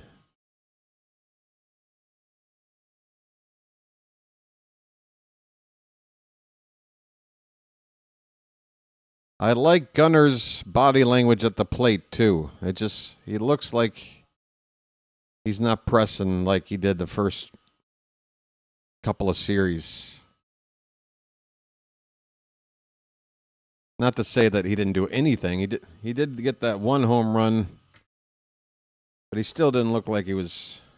Yeah, I mean, again, he came into yesterday's game with a 160 average. And 1 for 1 so far today. That average now at 258. So he's raised his average 98 points in the last 25 hours. I said this going into the game yesterday after the series with Texas, that even though he's hitting 160, one good weekend in Pittsburgh can turn it around. 2-2 pitches up and away. We got a full count on Gunnar, folks. Sam.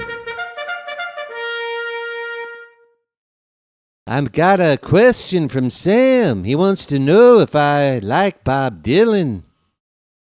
Oh, I know a lot about Bob. Gunnar pops it up, and he's unhappy. Connor Griffin in shallow center will make the catch. The shortstop catches the pop-up for out number 1. Yes, there's a lot to like about Bob. He's written a lot of songs that have defined generations. Here's Pete Alonso. Come on, Pete. Now's the time, buddy. Runner at first, 1 down. The pitch. Off the plate. Oh, no. They called that a late strike. Okay. I thought that was outside. A polar bear stirs. 0-1 on Alonso. A polar bear stirs. Here's a ball grounded towards second. That will at least move Gunnar up to second base, but Pete grounds out weakly over to second for the second out of the inning. We need a 2-out knock from Adley Rutschman, and I think that's the guy you want up at the plate right now. 2 hits in the game already today. That average currently at 368 for Adley. Let's go. Let the clutch out gently, okay? Come on, Adley. 2-out knock. That's what I want to see. Whoa, is Mlodzinski done? Mlodzinski is done. He's only 1 out away from getting through 5, and his pitch count was at 84. But that'll do it. Wow. I'm a little bit surprised. Don Kelly, the Pirate manager. If there's any Pirate fans in here, maybe Mlodzinski. Wasn't Mlodzinski like a reliever turned starter? Maybe a guy that can't go quite as long as your typical starter, I want to say. He gets pulled just 1 out away from 5. I mean, if he gets 1 more out and then the Pirates rally, he could have qualified for a win. I got to feel like there's a hard pitch limit for this guy, and 85 is it. So he's out on 84 pitches, and let's see who's coming in here. Hunter Barco, a lefty, is going to come in. And all right, Barco, in only 2 games so far this season, 3 innings, has given up 4 earned runs, 7 hits, 2 walks, and 3 home runs? Oh, please, bring him in. Come on in, Hunter Barco. I know. Watch him get an immaculate inning or some nonsense, but, I mean, come on. 2 appearances, he's given up 3 long balls out of 7 hits. Couple of walks.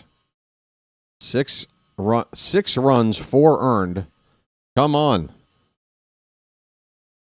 ERA is sitting at 12. Let's see what we can do. And damn it, Albarnez, when it makes sense to pinch hit, I don't care if it's early in the game, do it. We got Adley Rutschman batting right-handed here. 2 down, runner at second base. First pitch is a slider in there for a strike.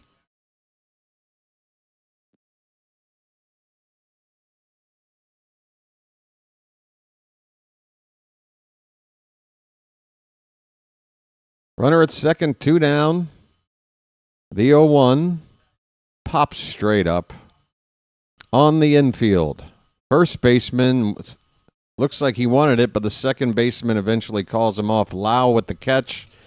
The inning is over, so this 12 ERA guy gets the out, the final out of the 5th. Hopefully he'll stay out there, and we can see what we can do with a full inning. Beavers will be due up in the next inning to lead off. We go to the bottom of the 5th, folks. Halfway through the ball game, the Orioles lead at 2-1. All right. How we doing on all these numbers here? Once again, I'd like to remind folks that it really helps the channel if you would just hit that like button at the bottom of your screen. More than half of the people that are in this room right now have not done it. I know, because the likes are less than half of the people. It's simple math. So I know there's a lot of you out there listening that could do this. We're in a commercial break. Just take one moment and tap that thumbs up at the bottom of your screen, please. What good does it do? Oh, YouTube loves likes. They love them. Especially people do have channels like this, live stream only kind of channels. So for, a play-by-play channel that you're looking for, I'm trying to get mine appear higher and higher in the people's recommends. And the more likes channels get, the more YouTube pushes your channels up into those suggested videos, That's what it's all about, folks. It's not an empty gesture. It helps. Just in case you didn't know. So please, hit the like button, get it out of the way, and I'll move on. I think you're right about Mlodzinski. His first start is almost a duplicate of this one. 85 pitches, 2 runs, 4 1/3. 84, 2 runs. Yeah, almost the same line. Yeah, I think he was a reliever before this season. Maybe last year was converted. I only say that again based on playing video games, because I want to say I've had him as a bullpen arm playing the show. All right, Joey Bart, the number 9 batter up for the Pirates, looks at ball 1. Shane Baz, that was pitch 66, beginning the 5th inning. And this one is fouled away. There you go. Phantom is filling in with the stats, or the facts. So, yeah, looks like reliever turned starter. Hello there, Steve. How are you? Just dropping in to say hello means a lot to me, man. I appreciate it. That's a called strike to Bart. That looked like it might have been an inch or two outside. The Pirates don't challenge. 1-2 on Bart. Bart! Why you?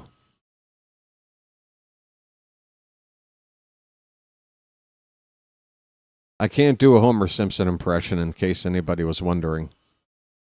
There's a beautiful knuckle curve on the outside corner called strike 3.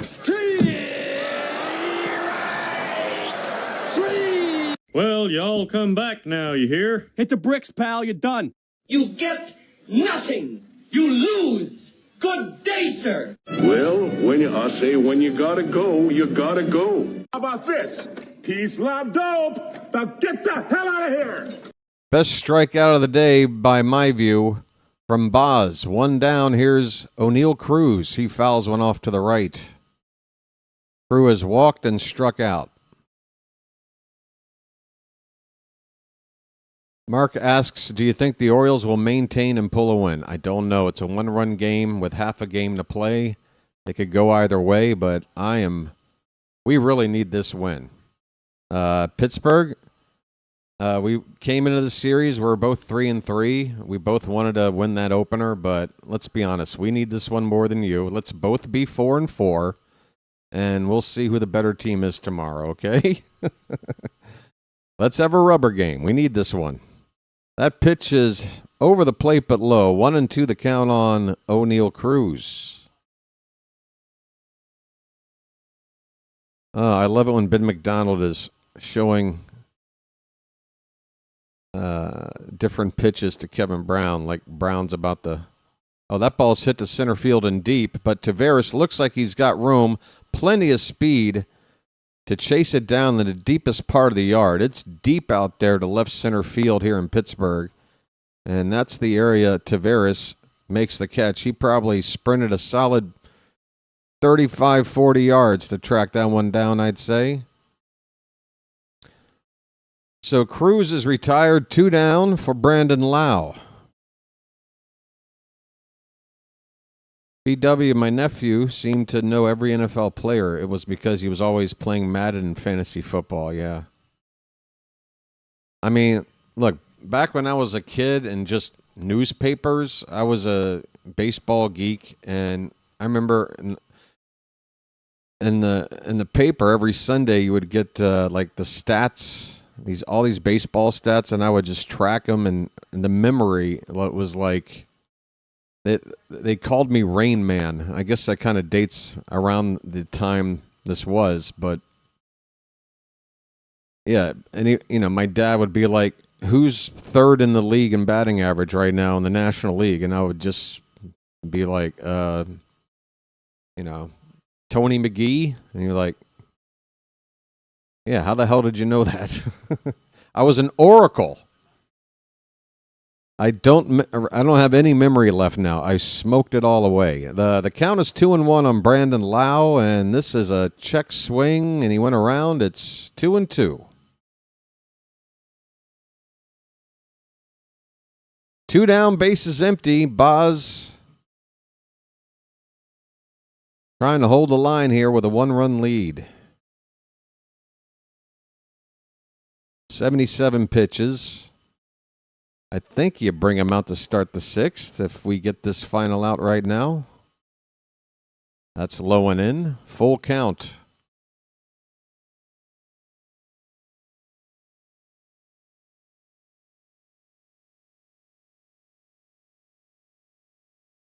Apparently the Pirate run that Boz has given up will be an unearned run. The Orioles have an error on their board. Was that from Boz? Yeah, so Shane Boz, always a weird thing with baseball for pitchers and earned runs versus unearned runs. Like, if you're the pitcher that makes the error that leads to a quote-unquote unearned run, but you're the pitcher, you caused it, so it should probably still count against you.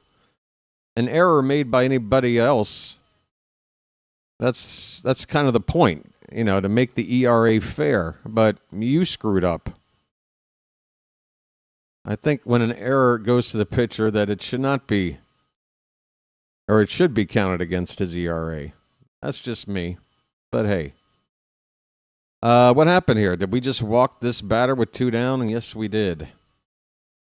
Sorry about that, folks. I was just thinking about some baseball philosophy here for a minute. Brian Reynolds is up. So Brandon Lau with a 2-out walk. Reynolds takes low and in for ball 1. Activity in the Oriole bullpen. It looks like Cano out there. He is just getting out of his seat out there, so he's nowhere near ready. But Boz is now at 80 pitches. Knuckle curve inside. It's 2-0. All right, so we got to keep our eye on Boz here. And Cano is up. Let's get him ready in case another base runner reaches right now. 2-0 on Reynolds. And a throw over to first. Back in there is Lau. I wouldn't call Brandon Lau a base-stealing threat, but he does occasionally swipe a bag.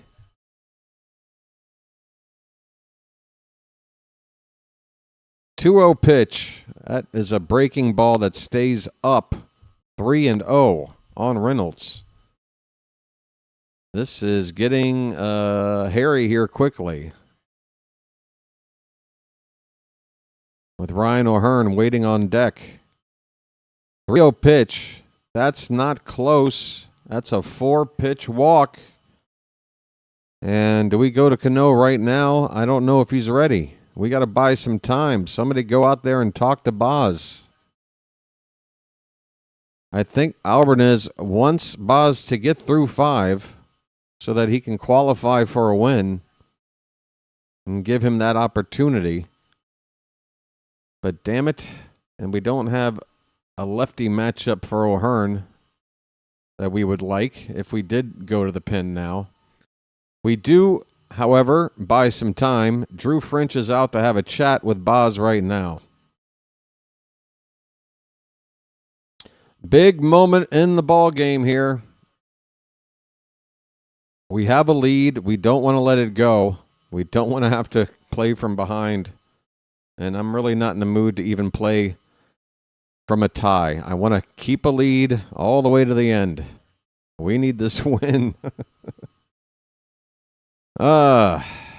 We need one more. Go into the well one more time. Empty the tank, whatever the hell you call it. Shane Baz has got to get Ryan O'Hearn out right here. 2 down, first and second for the Pirates. In a 2-1 ball game with the Orioles leading. The pitch fouled away at 97. O'Hearn was late. Strike 1.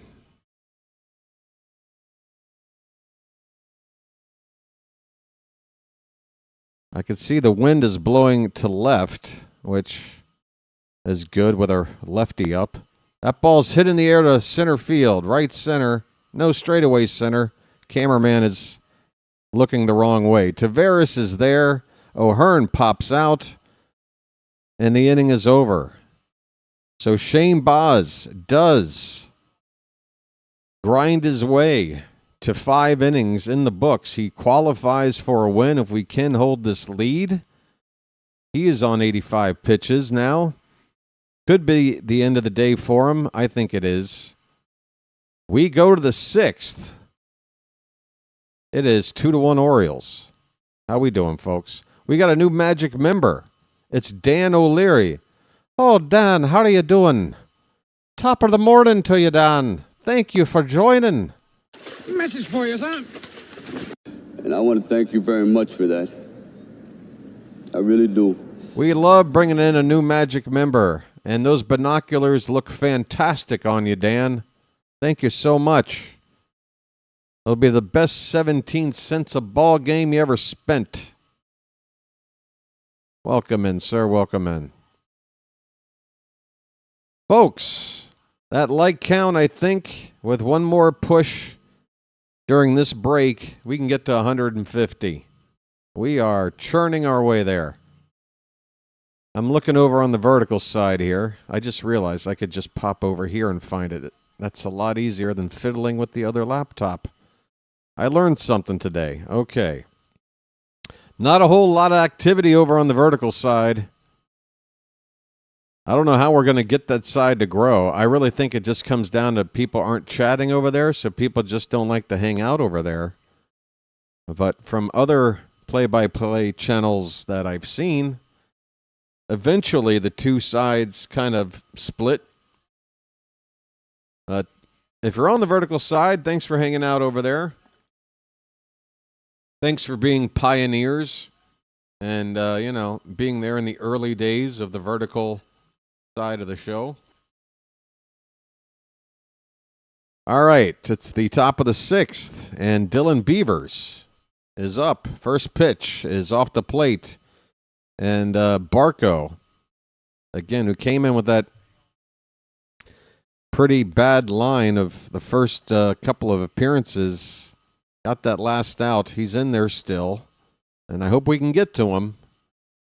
It's now 1-1 on Beavers. Folks, get those Beavers up in the chat. Nice Beaver. Thank you. 1-1 pitch is grounded towards second. Routine play for Lau, 1 down.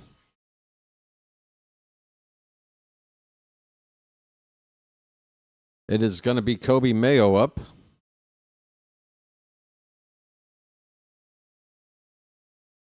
It is difficult to name a ballpark that has a better view than the one here in Pittsburgh. Kobe Mayo looks at a first pitch fastball upstairs for ball 1. Mayo has not put a ball in play yet today. He's walked and he's struck out. Inside, 2-0. Get it all on there, Kobe. Just spread it out. Just get it all on there. Just spread it out. 2-0. On the outside corner, a strike. That's a good 2-0 pitch from Barco.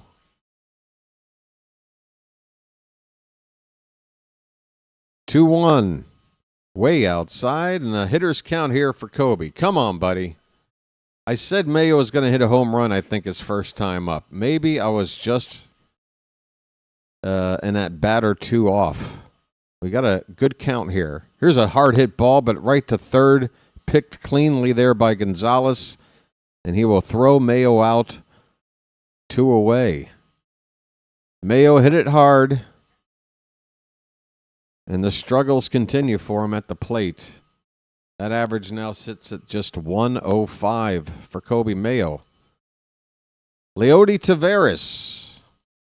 Come on, let's dance. Let's dance. That first pitch is high. It is ball 1 to Taveras. He's got an RBI single, 1 for 2. And that pitch inside, it's 2-0 now. Taveras batting right-handed. See if we can get some production from him from both sides of the plate today. Rhinos. Oh, is Rising Rhino here? I don't see him in the chat. I must have missed him. This pitch is fouled off. Did a Rhino do a raid? Oh, it says welcome Rhino Raiders. Oh, I missed it. Hey Rhino, thanks for the raid, buddy. I don't know how I didn't see it, but welcome in those from Rhino Nation. Rising Rhino, solid dude. 2-1 pitch, slider outside, 3-1. 2 down, bases empty. We're in the top of the 6th. The Orioles ahead 2-1. We're trying to even up this series. Welcome in, folks. Have a seat. Enjoy the ball game. Hey, Vinny Paul, you're welcome. Thanks for subscribing. 3-1 pitch. That's ball 4. Taveras draws a 2-out walk. And that's the second time he reaches today. He is helping out this team right now. Colton Cowser's coming up. Folks, Cowser, please make contact. Please make contact. Please make contact. Come on, buddy. Contact. I mean, do you want some contact lenses? Would that help?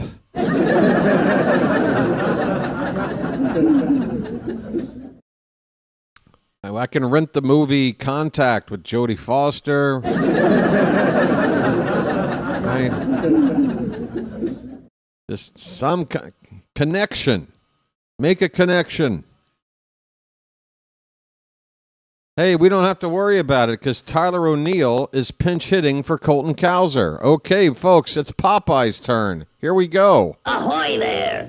Anybody home? Pitch inside, so Albarnez does make a move. He is going with a righty over the lefty. He's got O'Neill. And Cowser's playing right field today, so O'Neill can plug right in there for the remainder of the ball game. 1-0 the count on Popeye. He takes a strike. It's 1-1. Yeah, right now, Phantom making a good point. Cowser is not doing it. Taveras is. And Taveras defensively. Line drive right to short. Connor Griffin catches a hard hit liner, and the inning is over. The Orioles leave a man. We go to the bottom of the 6th. Both teams have left 6 men on. It is 2-1 Baltimore. Okay. All right.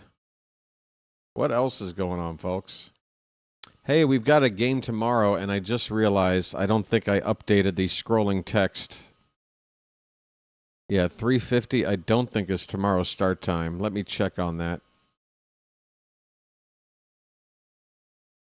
We will be back on the air, we being me, tomorrow afternoon for the final game of this series. And this one will start earlier. First pitch is scheduled for 1:35, and the stream will start at 1:20 p.m.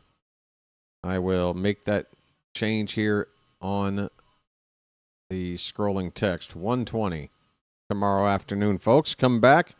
It's going to be Chris Bassett against Braxton Ashcraft. Ashcraft.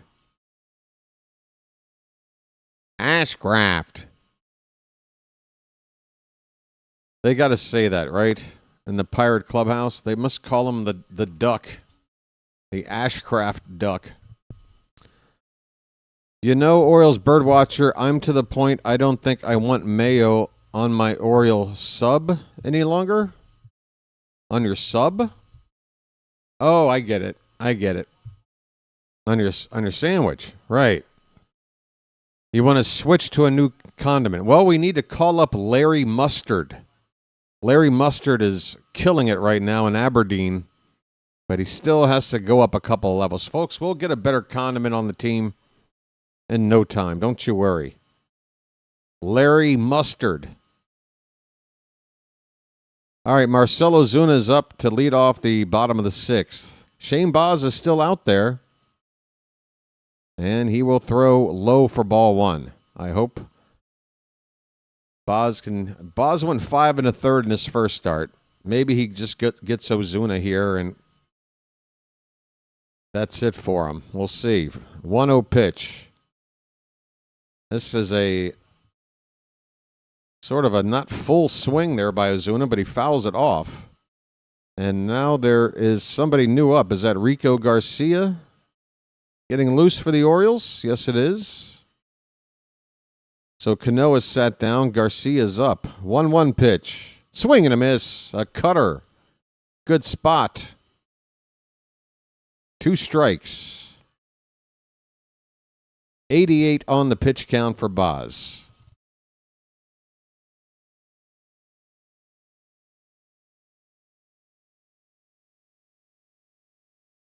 $55 of those 88 are for strikes.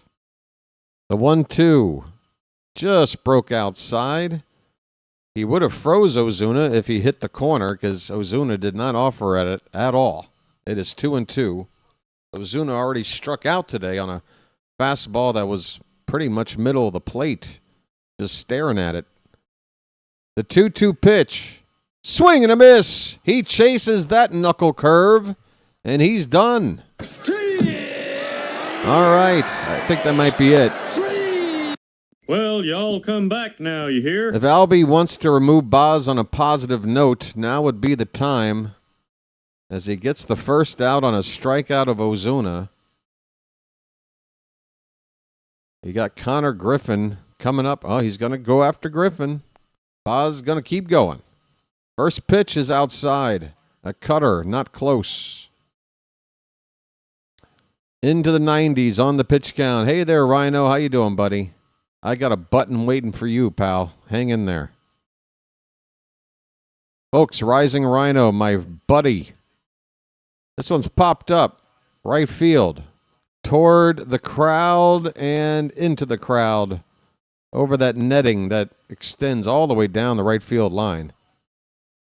I'm not sure if I've seen a ballpark where the protective netting down the baselines extends that far down into down the outfield there. I mean, that is a good 260 feet away from home plate. Swing and a miss. Oh, I thought that was strike 3. It's strike 2. But I'm just happy to see Baz blow one past Griffin, I guess. I got excited, folks. 1-2 the count. Come on.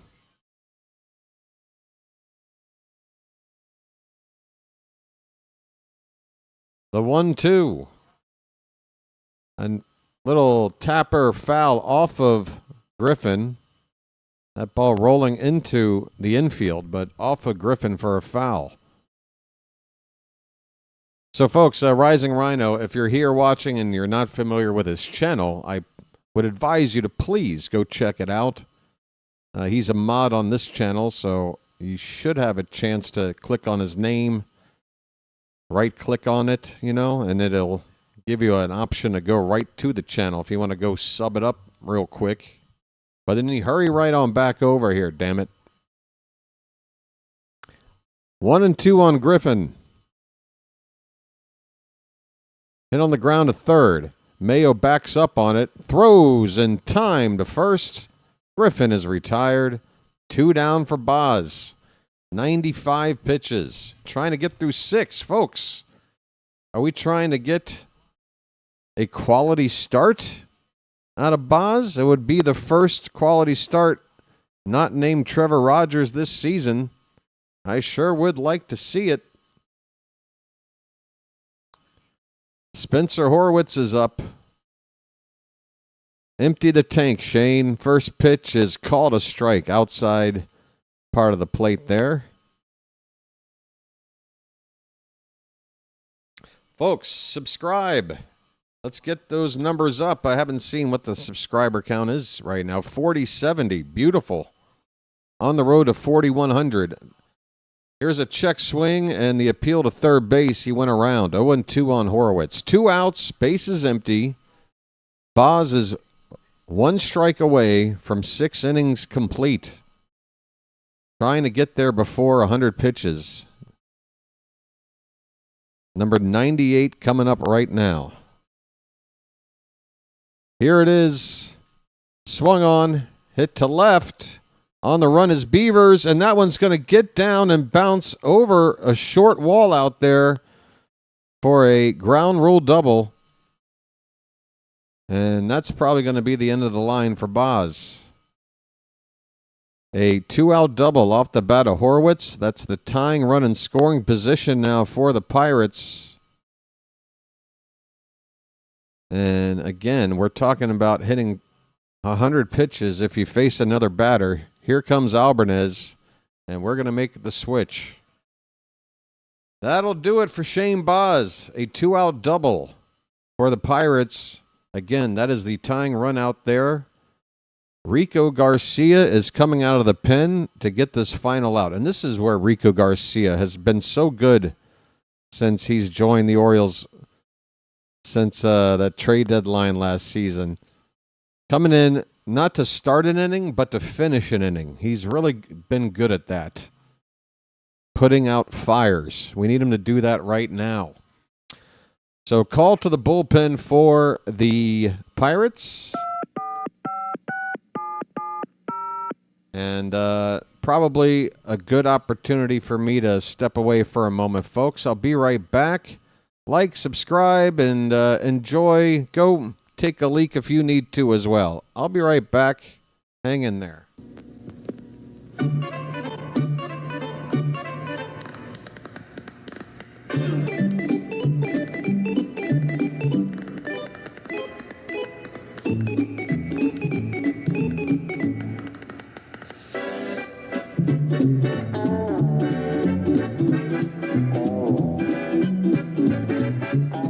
He met a strange friend in the Chesapeake Bay.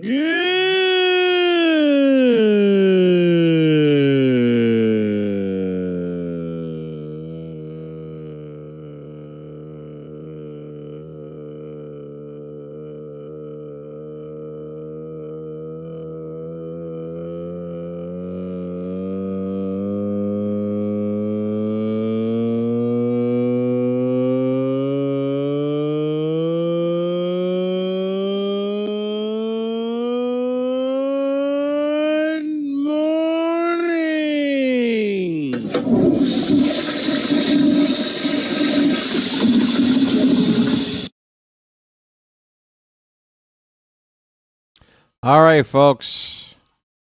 The Orioles have a small lead. It's 2-1. Rhino, you like that? All right, Rico Garcia. I'm getting back on the air here. Vertical side first, horizontal side now. How you doing, folks? Rico Garcia making his 4th appearance of the season. He hasn't given up a run yet.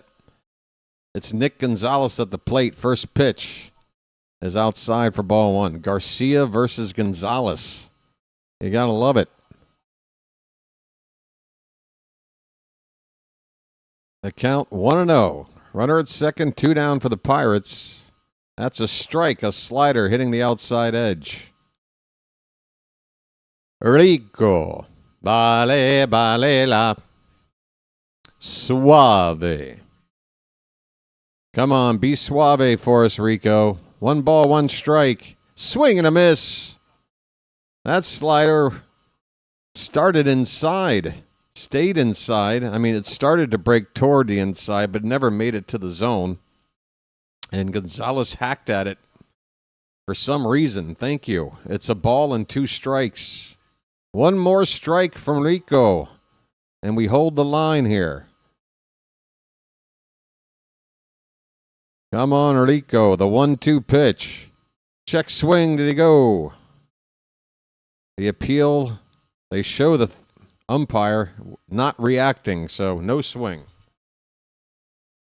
2 balls, 2 strikes.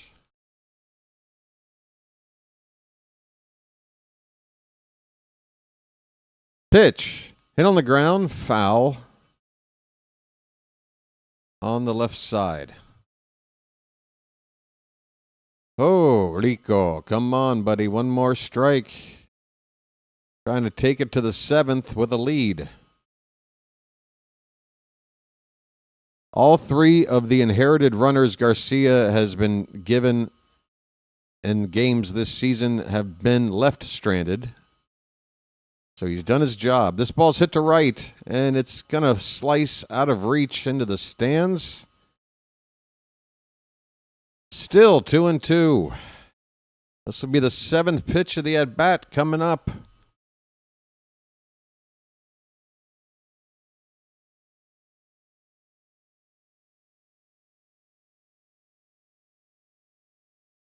All right, Garcia from the belt. The 2-2 again. It's high. He runs the count full. Number 9 hitter Joey Bart would be next. There is a base open. You don't have to give in to Gonzalez, but he's a guy that you feel like you should get out.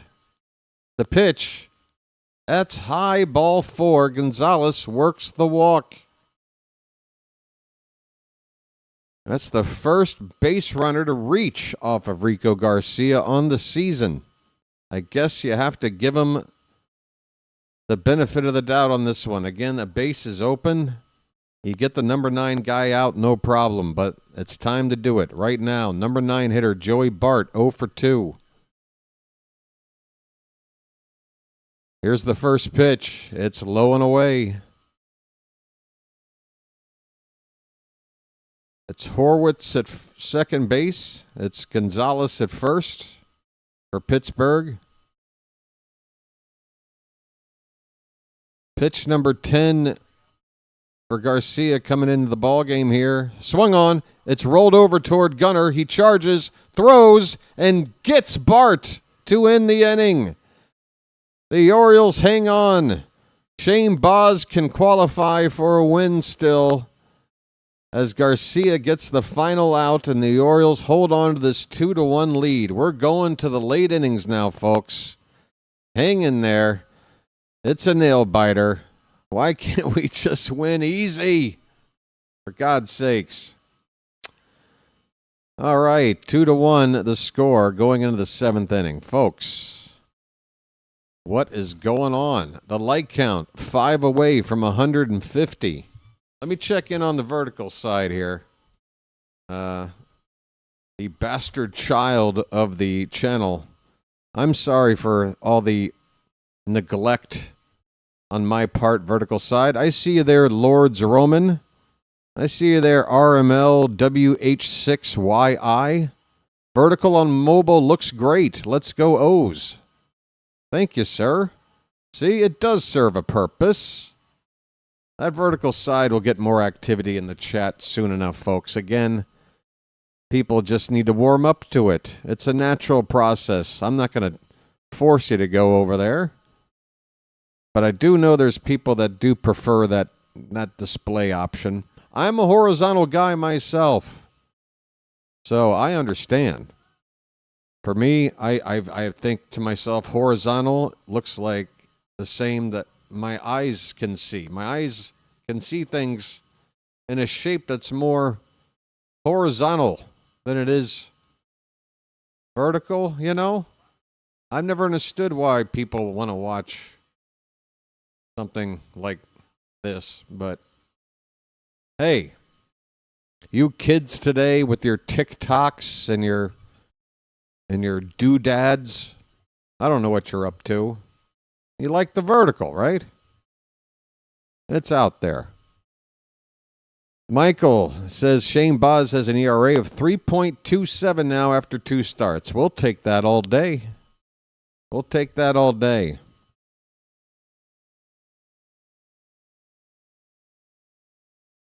That's the way to do. Is my vertical bad, Rhino?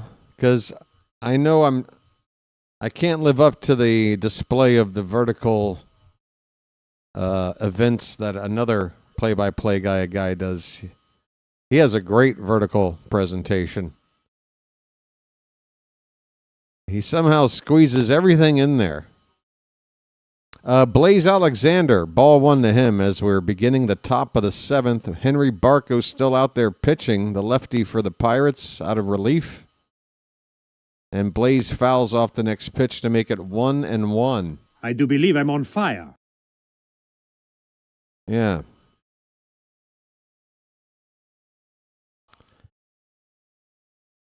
Here comes the 1-1 pitch. Low and away. And they appeal. Blaze did not go. No, he did not. Folks, 2 likes from 150. Just 2. We got way over 200 people here. This can be done lickety-split. And I would give you a big thanks if you did. 2-1 pitch fouled away. Still 2. Or still. Not still 2-1. It is now 2-2.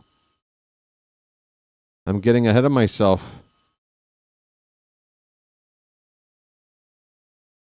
It'll be the top of the order after Alexander, with Taylor Ward and Gunnar Henderson due up in this inning. Pitch. That's high, full count. So a good leadoff at bat right now in this 1-run game. We're looking for some more runs here. And Blaze, trying to get on base, has worked the count full. Here comes the payoff pitch. Fouled away. Blaze. Come on, buddy.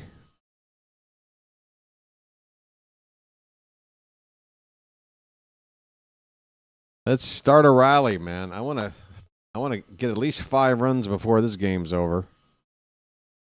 We need more. Pitch. Outside ball 4. Take your base. Let's start a rally, folks. Let's go. Come on.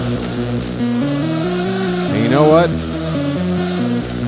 I think it's time to pay an old friend a visit. That's right, folks. It's time.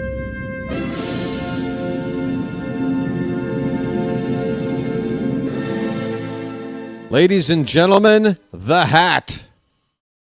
Taylor Ward at the plate. He takes low for ball 1. Let's go. Taylor?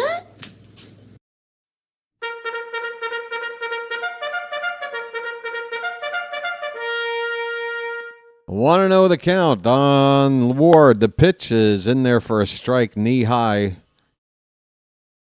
1-1. We've got a runner at first and nobody out. Top of the 7th.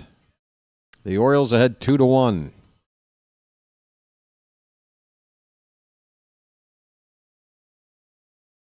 Next pitch from Barco. That hits the inside edge for strike 2.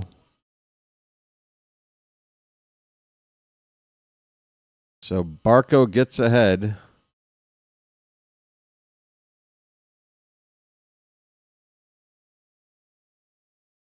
Ward is hitless today, 0 for 2. Pitch, low and in. Count even up at 2-2.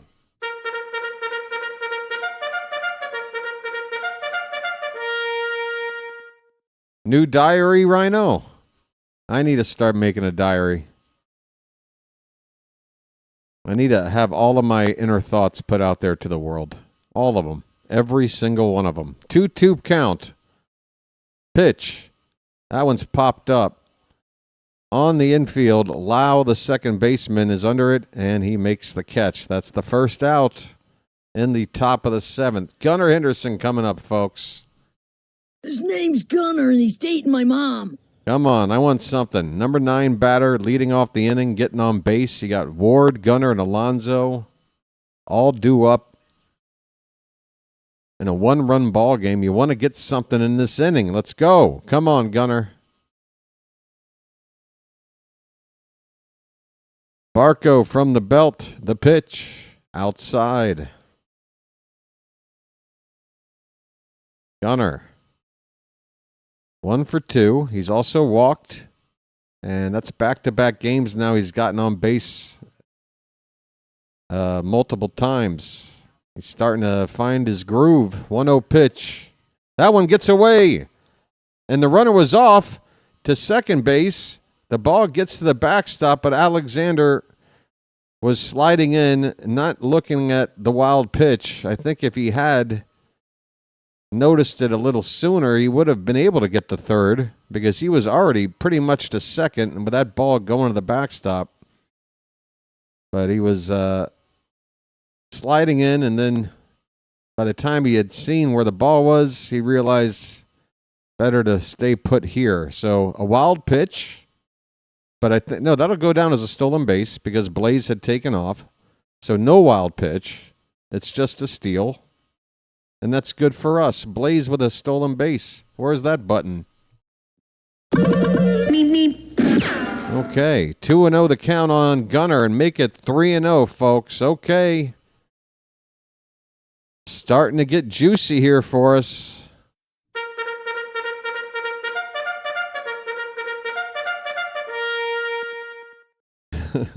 Pitch. That's right in there for a strike. Gunnar taking all the way there.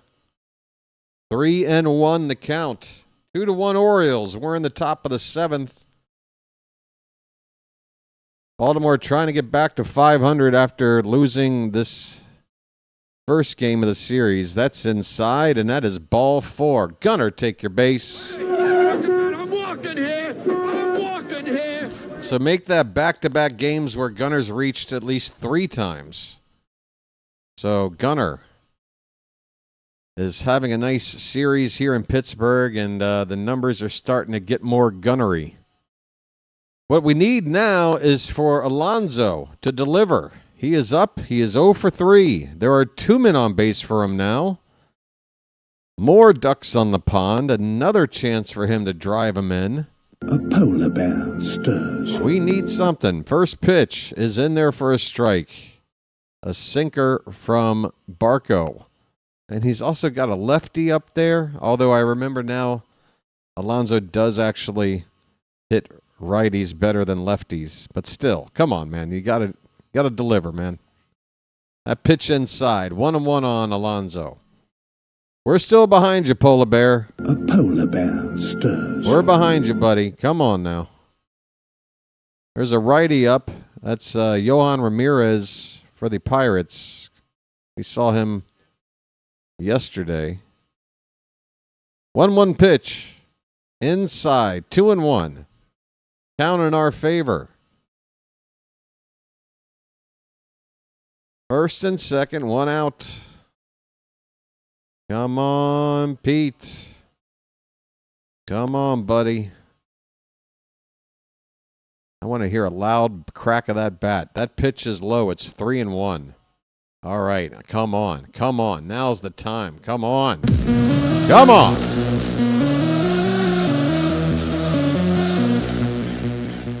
I'm sick of waiting. I want a big old swing right now. 3-1. Or if it's not a strike, don't swing. Popped up. Where's that going? Out of play to the right.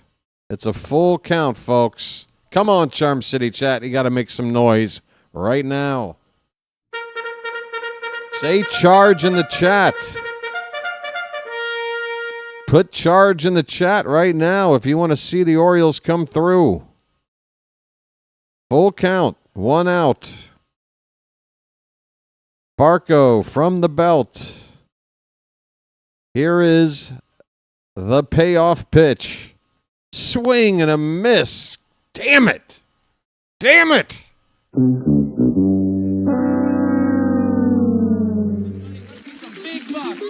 buck. Stop it all.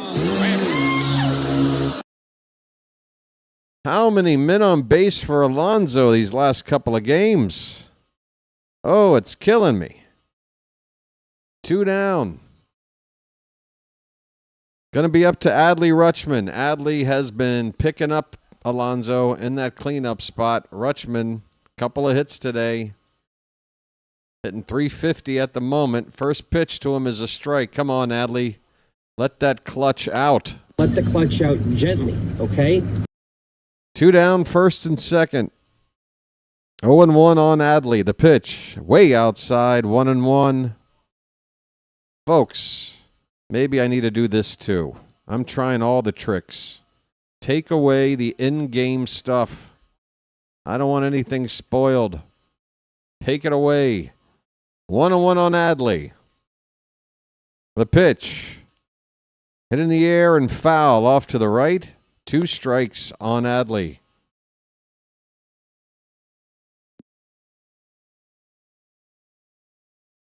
Come on, Adley.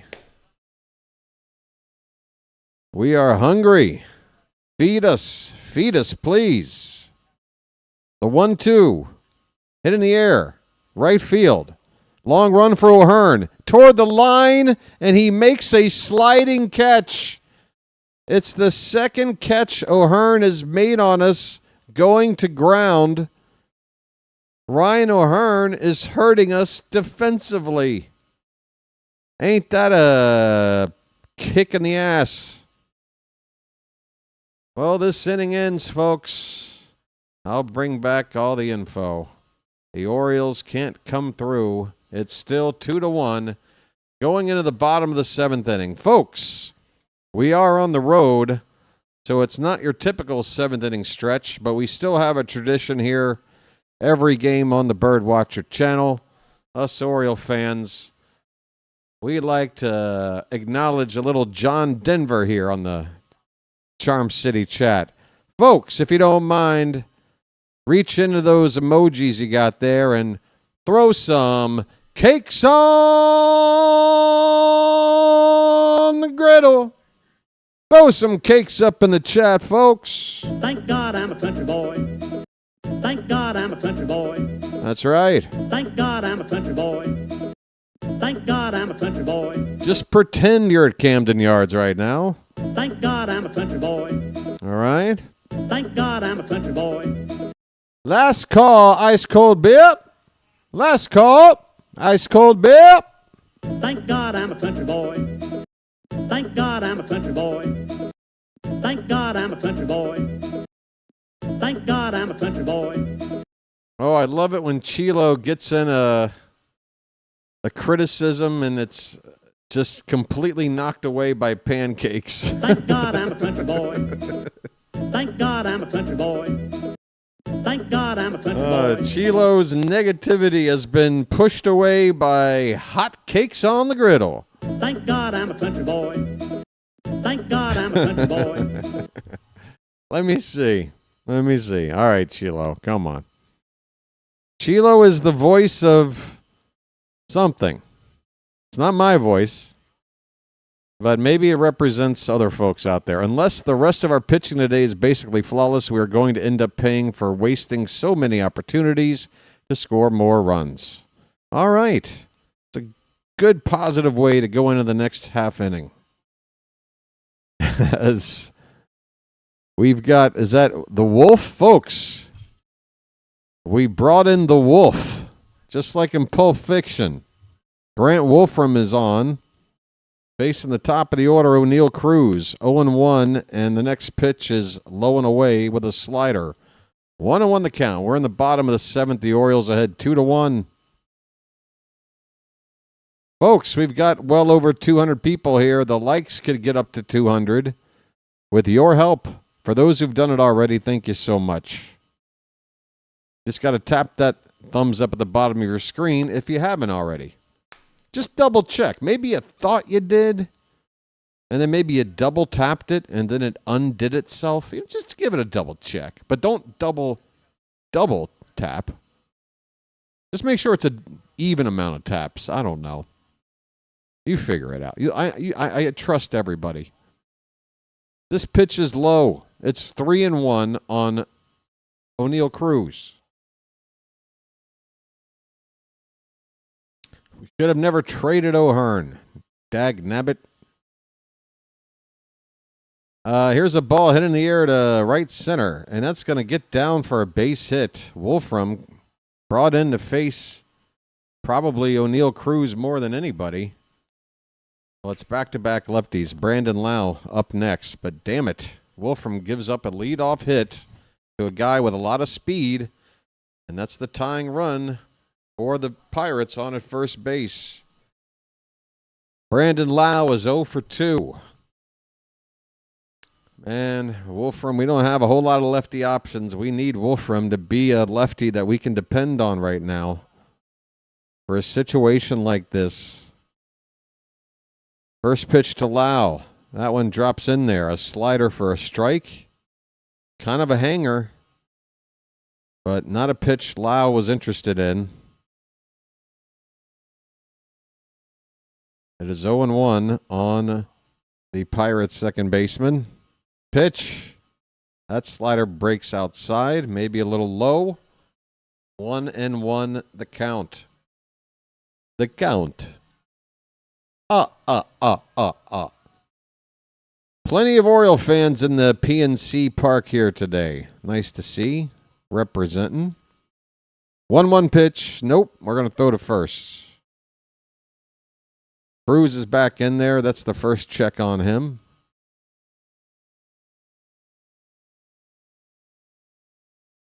How are we doing on the subs today? 4080. Folks, we might get to 4100 today. That would be great. Sub it up. 1-1 pitch. That's high. 2-1 on Lau. Wolfram needs to start getting some outs right now. We got Anthony Nunez getting up in the Oriole pen.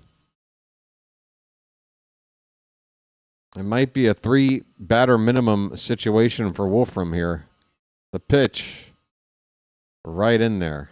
Although you got O'Hearn batting cleanup, right? It'd be the switch, and then you would like Wolfram to be in here until we get through O'Hearn. But if he's struggling, we might need to go to somebody else. There's no room to screw up right now with a 1-run lead late in a game we've got to win. Well, we don't got to, but we really need to. 2-2 the count. Come on, Wolf. Pitch. Check swing. He didn't go. It's a full count. It's a full count.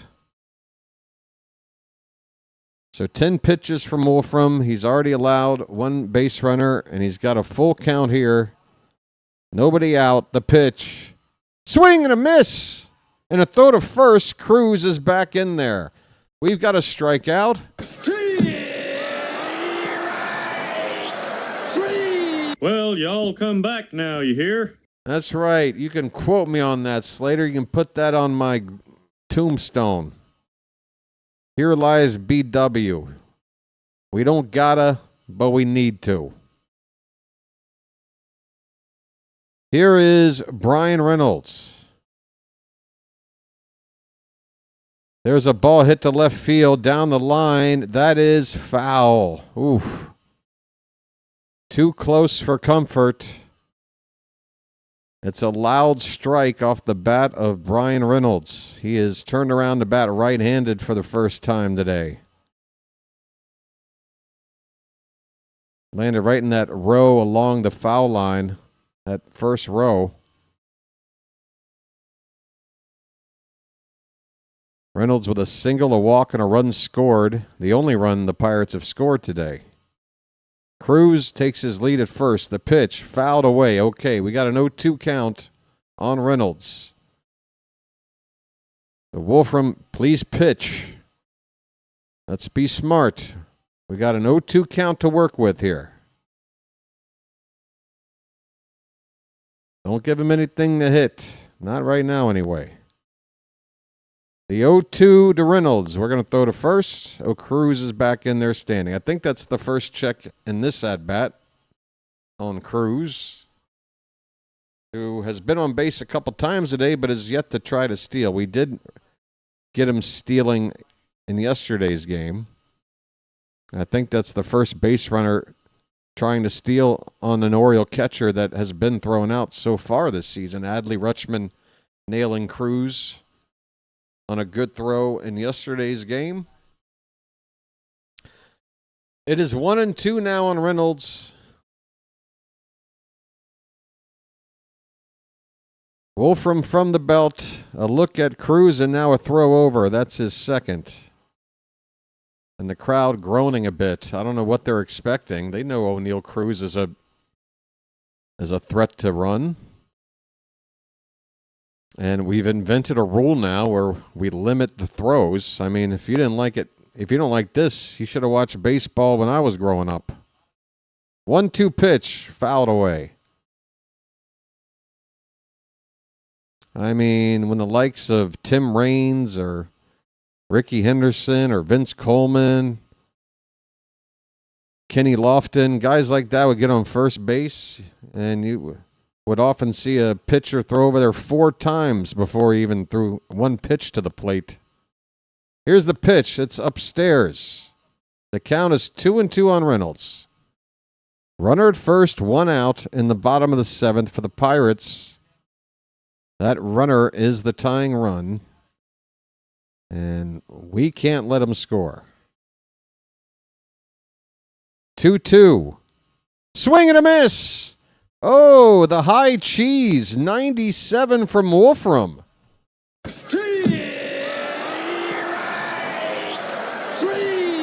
Well, y'all come back now, you hear? Hit the bricks, pal. You're done. You get nothing. You lose. Good day, sir. Well, I say when you gotta go, you gotta go. How about this? Peace, love, dope. Now get the hell out of here. This should be the final batter for Wolfram either way, no matter the result, as Ryan O'Hearn is up there, the lefty batter that when Albanez saw this inning coming up said, all right, I'm bringing in Wolfram, and I got to get him to at least get through to O'Hearn. The first pitch is ball 1. Next one is fouled away. 1 ball, 1 strike. 2 down, runner at first. 2-1 Orioles. God damn it. Can we please score a few more runs? Don't make me get through the 9th inning with this 1-run lead like this. My blood pressure is boiling already. Pitch number 20 from Wolfram. Swing and a miss. It's 1-2 on O'Hearn. 1 more strike keeps this a 2-1 game and going to the 8th. Let's go. I can't take the stress, folks. Help BW out. 1-2. The pitch. Hit on the ground. Second base. Picked up over to first in time. And the inning is over. Blaze Alexander.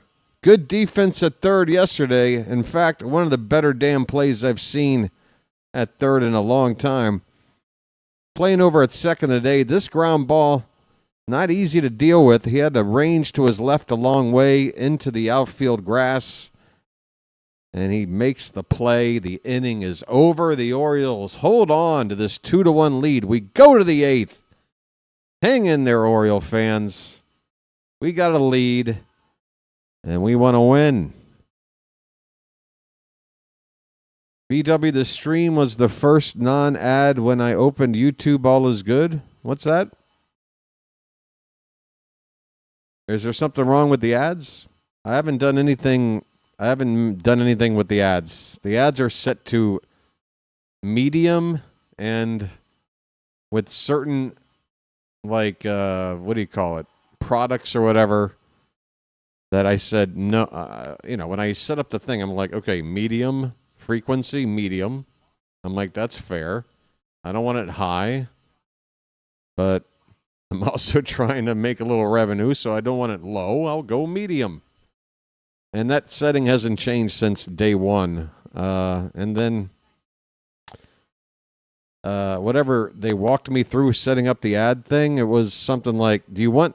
What kind of products do you not want to advertise? And I chose like some pretty basic things, like betting stuff. If you guys ever see a betting ad on a YouTube ad, please let me know. Because there should not be any. But that's something that somebody will have to report me. I can't monitor what the ads are while I'm streaming. I have no idea. But anyway, I hope you guys don't feel like you're getting bombarded with YouTube ads. Only took 3 seasons for BW to be first when I opened YouTube. That's all I want to do, folks, is just be the first thing you see when you open your YouTube page. Oh, God. Hey, Dylan Beavers, we're starting the top of the 8th. Isaac Matson, a right-hander in relief for the Pirates. He's been in 4 games, and his ERA is at 4.5.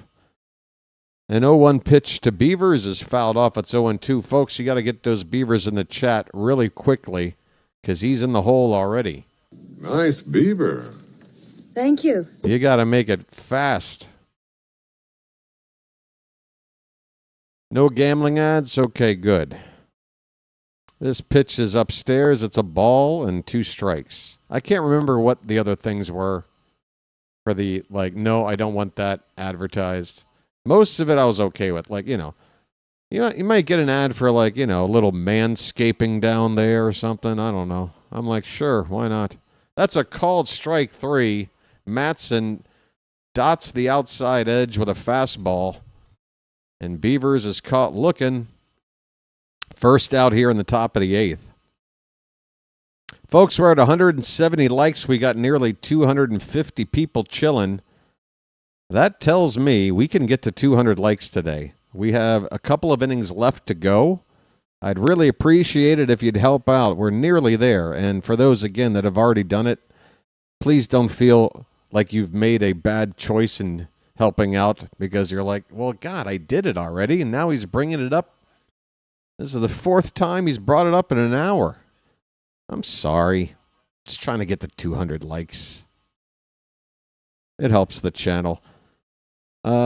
This pitch is upstairs to Mayo. The count is a ball and a strike. Mayo is 0 for 2. We still have 1 challenge left. Mayo had lost the first one in his first at-bat. This one's fouled away. 1-2 the count. 1 out, nobody on, top of the 8th. The algorithm is finally working. Yeah, folks. I hope I'm showing up higher and higher in your recommends if you're a regular watcher. All the bird watchers out there. 1-2 on Mayo.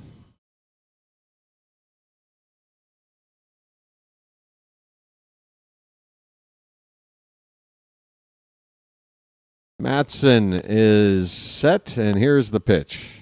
Up and away. 2 balls, 2 strikes. I have not taken a look at the out-of-town scores. I think right about now seems a good time. Let's wait for this 2-2 pitch first. Here it is. That one's lifted in a shallow center. It's going to drop. I was going to say dunk or drop, and I was about to say drunk. It dunks in there. It drops in there. It's a hit. That's what matters. And Kobe Mayo was long overdue for a hit like that. It was not barreled up, but he deserved to get a little bloop shot. He's got himself a base hit with 1 down, folks. Kobe Mayo, turn on that faucet and get the sprinkler started. Here's Leody Taveras. First pitch is a strike, top of the zone. So in the top of the 9th, the Dodgers are ahead 10-4 on the Nationals. Astros, man, the Athletics, ouch. 11-0 Houston over the Astros in the 8th inning. Ooh, what? Oh my God, Mayo got picked off. Kobe Mayo picked off by the righty Isaac Matson. Mayo is hanging out. Mayo, you've already lost an ABS challenge. Now he's begging for a play challenge. Albarnez checks with his staff to see if it's worth checking, and he gives the headphone signal to go ahead and challenge. We need indisputable evidence, and on this first replay, it looks too bang to overturn. And right there, I think he is out. I don't see, I need a frame by frame. Otherwise, he's out. They can't overturn that. Mayo is blowing challenges 2 different ways today. Call is confirmed. Mayo is out, and Mayo is picked off. This is Kobe Mayo's contribution today. A pick off and a waste of 2 different challenges. Holy cow, Kobe. All right. Maybe the baseball IQ isn't exactly, it might be on the level of a shoeless Joe Jackson. Hey, shoeless Joe was still good, though. He just maybe didn't make the best decisions all the time. Big buck, stop it all. That Mayo, spoiled Mayo, yes. Ouch. Leody Taveras, 1-1 pitch is up and away. 2-1 on Leody. Come on, let's dance.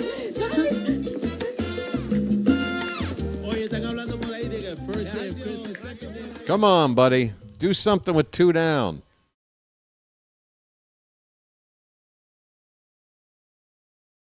The count, 2-1 on Taveras. 2 down, bases empty. The pitch is outside. 3-1 the count. Taveras has hit from both sides of the plate today already. Back to turn around and back left-handed again. Tyler O'Neill is on deck. 3-1 pitch.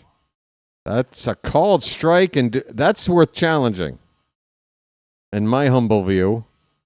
But I get the benefit of looking at a screen with the outline of the strike zone. We do not challenge the 3-2 pitch, and we didn't have to. So, you know what? Taveras looks like he's got a good plate vision going right now in these at-bats early in the season for him. He works a walk. No problem. Come on, let's nice one.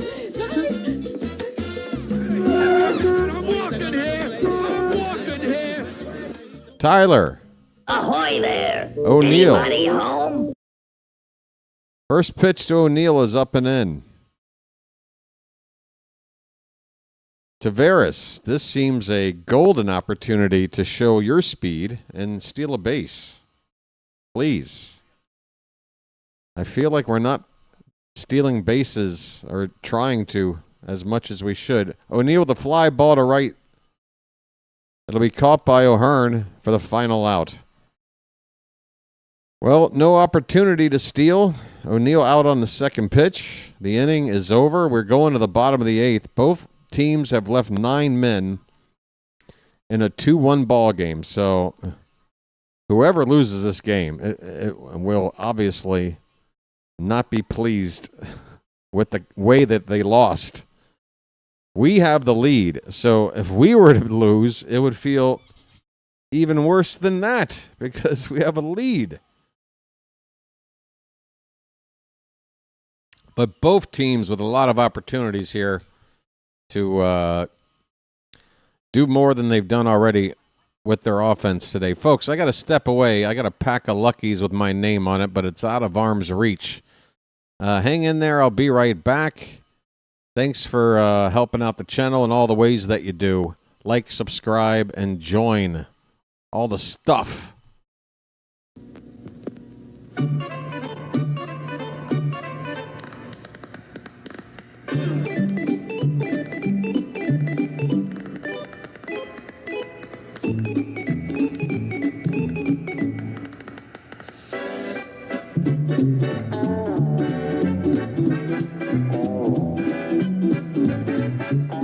He met a strange friend in the Chesapeake Bay when Mondi the Monster... boy, Harry, you're full of energy. You look great. I hate to tell you how I feel. I swear. I've had that bad back myself. Also, with this cold, it just seems like it's settled in there. That's age, friend. I don't care what it is. It feels awful. You smell like a drugstore. That's right. I am a You're drugstore. not a hypochondriac, are you? What does that mean? Oversexed?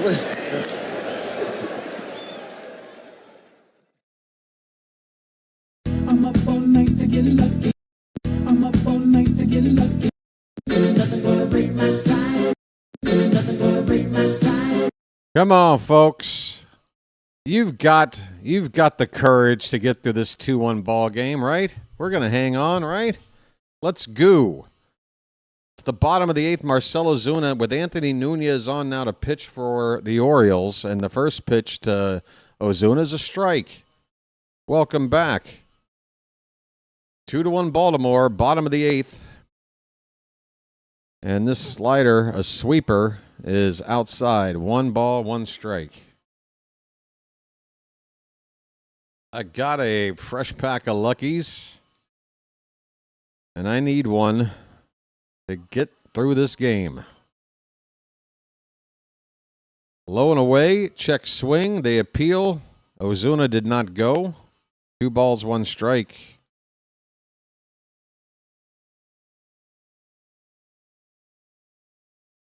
I would drop my lighter somewhere out of view. 2-1 pitch.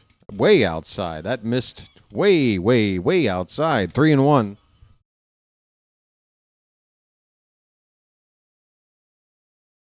Located perfectly underneath. All right, 3-1. Come on, we need a strike. Can't walk the leadoff man. Pitch.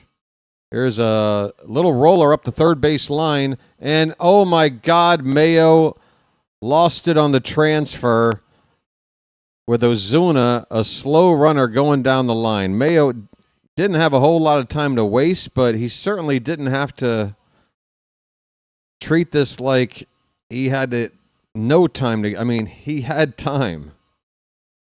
He's got to feel that he's got to. Mayo. What kind of day are you having, buddy? That's got to be an E5, right?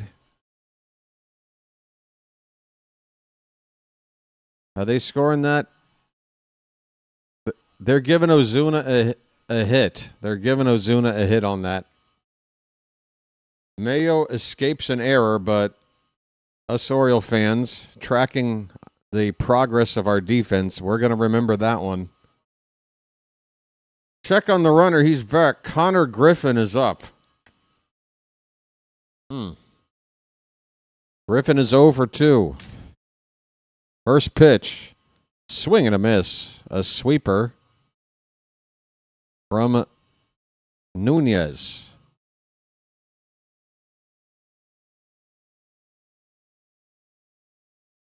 Oh, boy. Hang in there, folks. Hang tight. The 0-1 fouled back behind the plate 0-2. Man, oh, Shevitz. Yeah, this is, I mean, the number of mistakes by Mayo today, it's just compiling. 0-2 count. That's not close. Here's a snap throw to first. Runner back over there. Is that York in the ball game? That looked like Nick York. That is indeed Nick York, pinch running. Just now noticing for Marcell Ozuna. So York will take over in the DH spot, at least until that batter comes back around again, if at all. 1-2 pitch, low and away, 2-2. There's nobody out in the inning. The Pirates have the would-be tying run at first base. We would not be wanting that. We be wanting outs. 3 of them in a hurry. 2-2 on Griffin. The pitch. Hit in the air. Out of play to the right.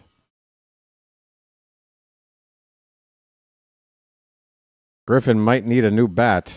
He's walking back toward the dugout, and he exchanges a bat with the bat boy, and we'll get it ready to go in the on-deck circle for a moment. Spencer Horwitz is hanging out over there. He would be next.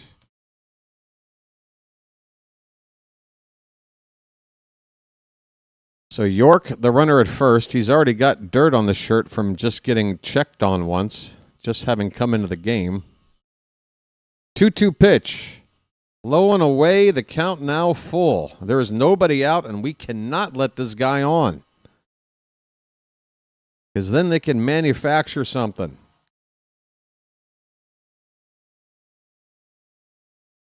We got to get this guy on this payoff pitch. Come on, Nunez. The 3-2 pitch. In on the hands, a good sinker. Griffin got a piece. It goes behind the plate. Foul ball. It's still 3-2. That's a quality pitch from Nunez. We need another one. Probably not the same spot, though. Griffin's ready for that now. Needs something else.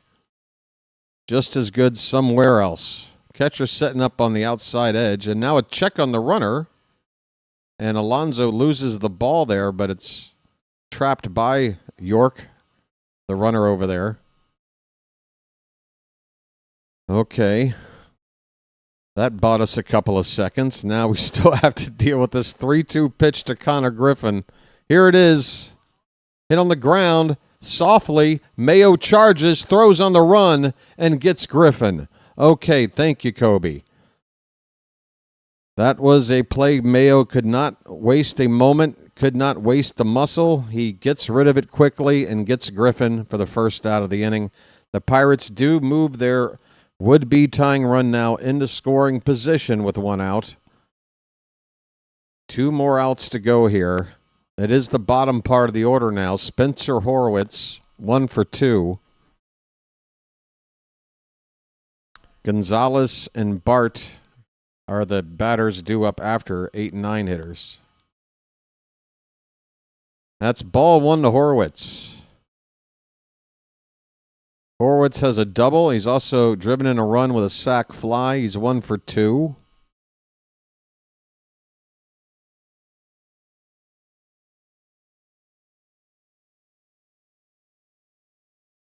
Now a throw back to second base. And York will get back in there safely.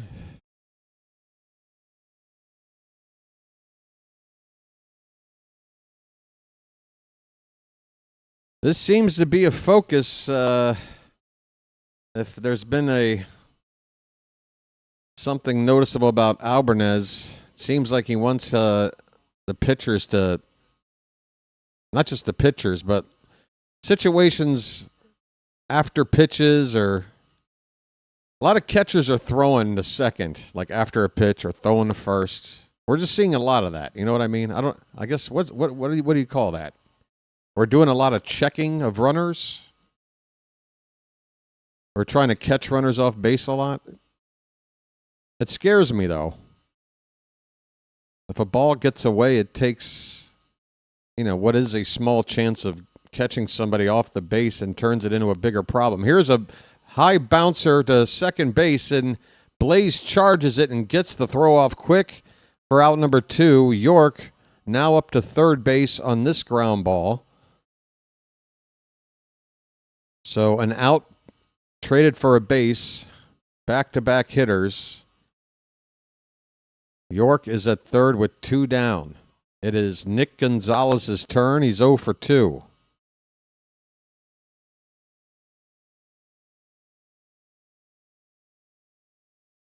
Kevin Brown said they worked on the second base pickoff a lot in spring training. You mean the catchers, or like the pitchers throwing off the mound, turning around and throwing like that, or both? We've seen a lot of it, haven't we? This pitch is high. It hasn't really paid off yet. But I guess as long as you don't throw it away, eventually you'll get somebody. 1-0 on Gonzalez. 2 down in the bottom of the 8th. The Orioles have been ahead 2-1 for a while. It's been pins and needles here for about an hour or so. Yenier Cano is standing up in the pen. He's not actively throwing. It's now 2-0 on Gonzalez. The pitch. That is very high. Not close. 3-0. Gonzalez does have an average above 300 at the moment, 310, despite the 0 for 2 today. Bart, who's only hitting a $125, number 9 hitter on deck, and that's ball 4. So Nunez, whether by design or lack of execution, has walked this batter Gonzalez and will now go after Bart. And now we're going to get a pinch hitter, and I should probably have expected the Pirates to pull a move here with this opportunity. They're going to try to make Nunez pay for walking Gonzalez here. Jeff Mangum is going to pinch hit. Mangum, I believe, is a switch hitter, but obviously will turn around and he'll step up to bat left-handed against the righty Nunez. There's a conference on the mound with Drew French and the entire Oriole infield as they discuss this situation. First and third for the Pirates, 2 down in a very low-scoring, very nervous affair for us Oriole fans. We do not want to lose this game. No, we don't. We've lost 3 out of 4. Had a 1-run loss yesterday. All right, up steps Mangum, 167 the average. I'm going to guess 1 for 6, 2 for 12. One of the two. No RBI on the season yet. Here we go. Nunez versus Mangum. Here comes the first pitch. Hit on the ground, foul. First base side. Alonso got a glove on it, but it is foul. 1 strike. Excuse me, my voice is starting to give. Might be time for a lozenge.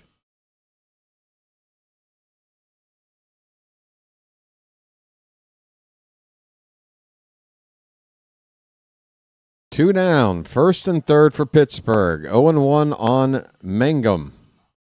Nunez's 23rd pitch bounces in there, and Adley keeps it from getting away. It is 2-1. Rutschman saves a wild pitch right here. That one bouncing in, and Rutschman stabs it, backhands it.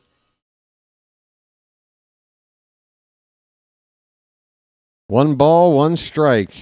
The pitch. That one's hit softly toward the pitcher, and he can't field it, and the tying run will score. No. Anthony Nunez cannot field it cleanly. The ball dies on the infield, and it's an infield hit RBI to tie it up at 2-2. Oh, no. There goes that tiny lead.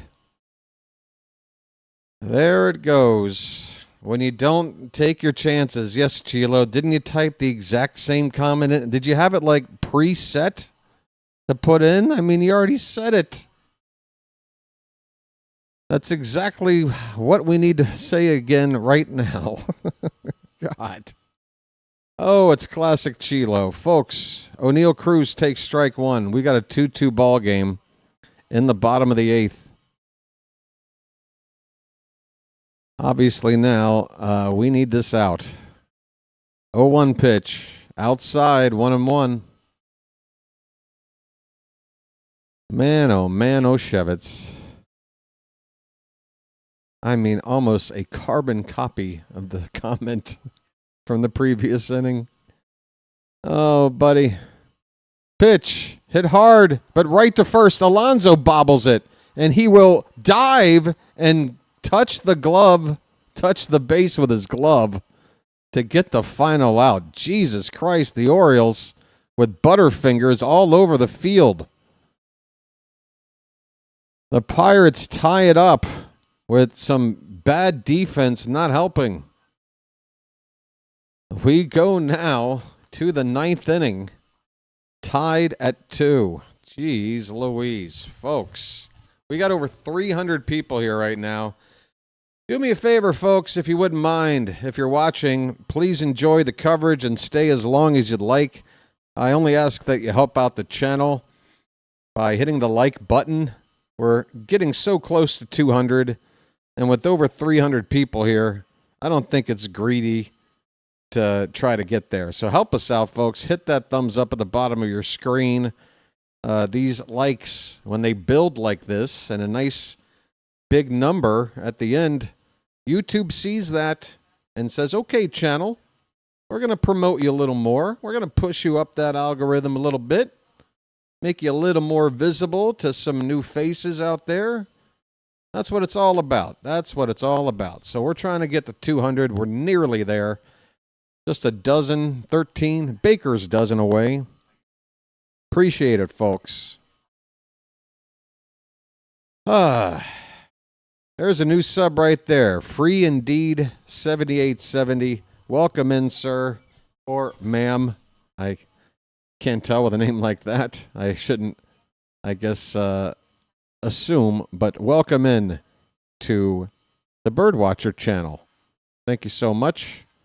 I'm checking out the vertical side right now, and it looks like I need to hit the refresh. Oh, no. Now I'm in an ad. See, folks, I need to watch an ad, too. But see, at least this is skippable. But that's the other thing. That's another thing. Like, it's like, do you want to make the ad skippable? And I'm like, yes. Everybody should be able to skip out of an ad, hopefully after like 5 seconds. Okay, the vertical side's pretty quiet. Let's focus on one side then, and let's get back to the ball game. All right, we got a new pitcher for the Pirates. It is Dennis Santana, and Blaze Alexander's at the plate. Henry Davis comes in now behind the plate to take over for Joey Bart after Mangum had that RBI base hit.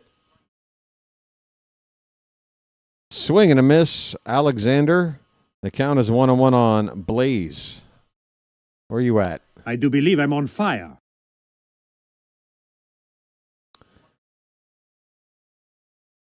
Santana's not given up a run on the season yet.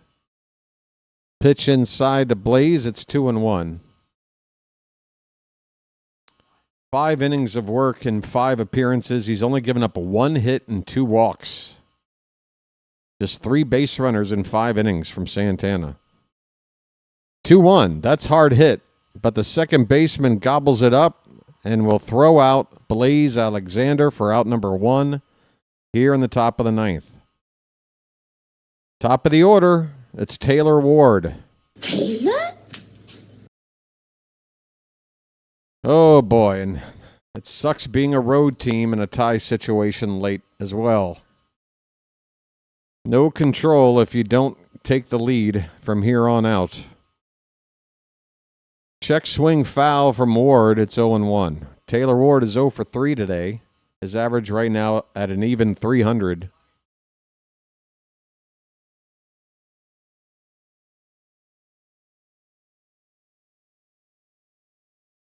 The 0-1 from Santana drops in there, a changeup for a strike.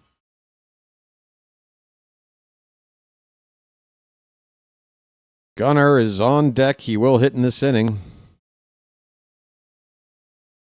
He is instant offense right now, it feels. Here's an inside-out swing, a roller toward first. It'll be handled and taken to the bag unassisted by, who's over there? Horwitz. Horwitz makes this out. 2 down for Baltimore. We need Gunnar to blast off. Normally, I don't say, hey, go up there and try to hit a home run, but right now's the time. His name's Gunnar, and he's dating my mom. Come on, because Alonso's on deck, and I don't want Gunnar to hit a double, and then Alonso, not right. I want a home run. I want offense instantly. I want it right now. His name's Gunner, and he's dating my mom. I'm rubbing the hat. I'm giving a good old rub. Come on, hat. We need some Orioles magic. We need Gunner to do Gunner things. Please. Come on. First pitch, outside corner, a heater for a called strike. Come on, Gunner. The 0-1. That one's fouled back, and it's 0-2 just that quick.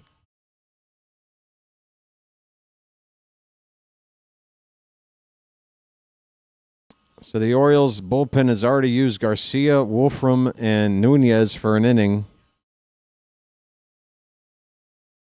0-2 pitch is high, 1-2 to Gunner. Cano's already gotten up a couple of times, and our closer, Ryan Helsley, if Gunner does manage to crank one out of here right now, he would be ready to close. If so, the pitch, Gunner. That one is crushed down the line, foul, off to the right. 2 strikes, 2 down in the top of the 9th. 2-2 ball game. The pitch. Rolled over, but foul. First base side.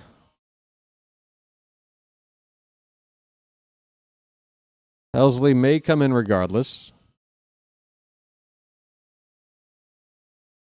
Absolutely. Nunez has gone an inning. Doesn't necessarily have to go another. Especially in what's going to be a very,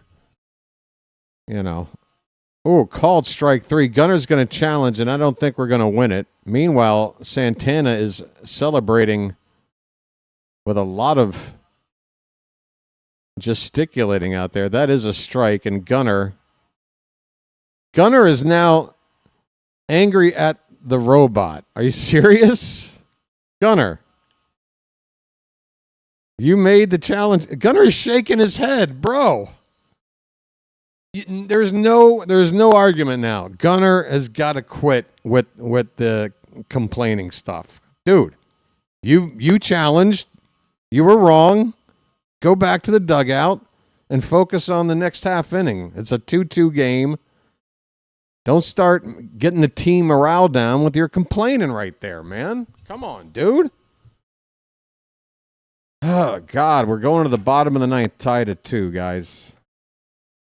We got to get this team. We got to get this shit together. We got to get this shit together, man. Come on.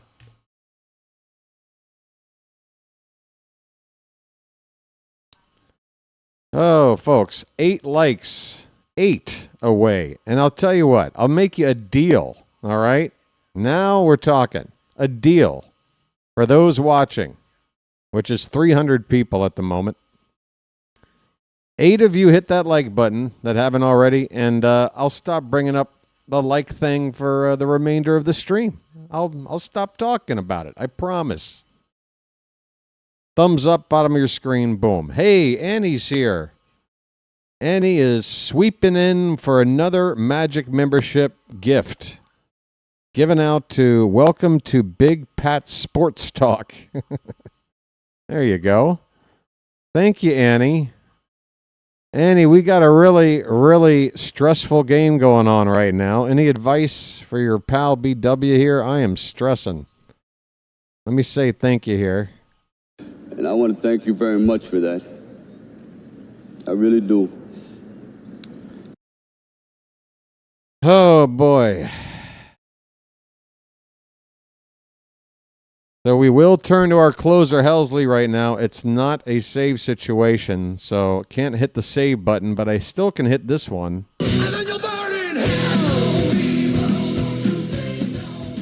Ryan Helsley is on.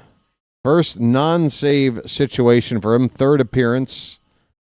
And it does make sense with this part of the order up. I would, myself, as a manager, would still save my closer for the 10th inning with the ghost runner situation being so difficult. But if you got the heart of the order up, you want to make sure you get to that 10th inning. And this is the heart of the order. Here's a ground ball to second base, handled easily for the first out. Brandon Lau retired. Blaze Alexander with the assist. 1 down in the 9th, bottom of the 9th. Tied at 2. Folks, we're over 200 likes. And I want to thank you very much for that. I really do. And really, really, thank you so much for tolerating the probably 8 or 9 times I've brought it up, about 1 per inning. Maybe I've brought it up too much today. But it's necessary. I promise you, if I had not brought it up today, those likes would be at about 120. I'm willing to bet. We're working. All right, 1-0 on Brian Reynolds. Here's a called strike. A slider at the bottom of the zone, 1-1.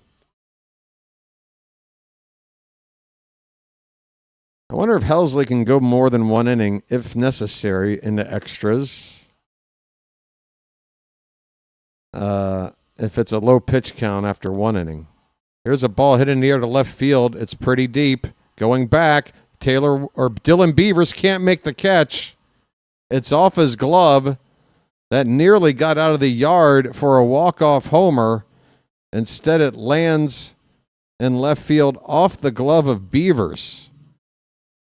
How many balls are popping out of gloves today for the Orioles? This was not an easy play by any means for Beavers. It was a hard-hit ball. He had to get back. But he did get a glove. No, he didn't. I apologize. I don't see any contact with the glove. I don't know why I did. Take it back. It just got over Beavers. Ryan O'Hearn is going to be intentionally walked. And again, I'm sorry I didn't see that ball as well as I would hoped.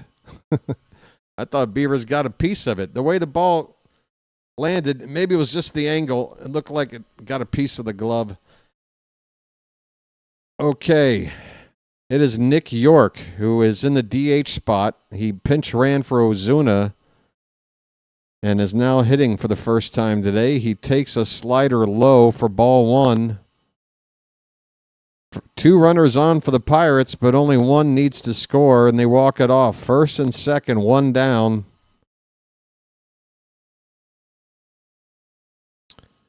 I guess we should be thankful that that runner didn't make it to third.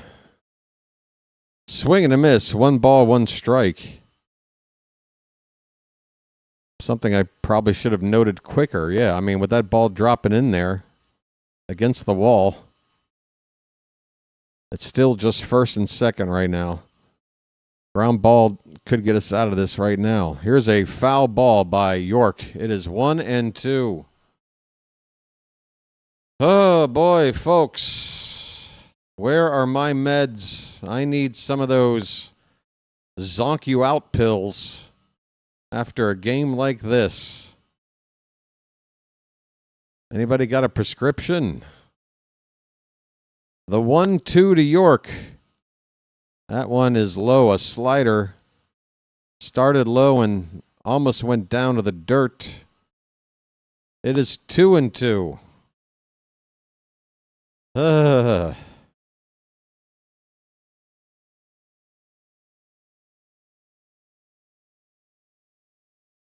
Helsley's 2-2 pitch. That one's fouled off. We'll do it again. We will do it again. Folks, we're just a few subscribers away. I know I said I'd stop talking about the like count, and it's true, but we're just a few subs away from 4,100. We can make that odometer roll over with 1 more push. 2-2 pitch to York. That one's hit high and far, but foul into the right field corner. Oh my, still 2-2. We just want to get to extra innings right now. That's the plan. That's the hope. We want more baseball. Infield is playing back, shifted to the left. Bottom of the zone. We're out of challenges, aren't we? We can't do anything about it. It's called a ball. It could have been strike 3. We'll never know. My, oh my, we're out of challenges. Helsley even tapped his head, but he was unaware that we were out of challenges. The count is full. We can't walk him. The pitch. Line drive. That is over the glove. Down for a hit. It's a walk-off. Coming around to score the winning run. It's a walk-off hit from York. And the Pirates break our hearts. An absolute gut punch of a loss here today for the Baltimore Orioles. In the bottom of the ninth, the Pirates score and walk it off with a 3-2 final over the Orioles.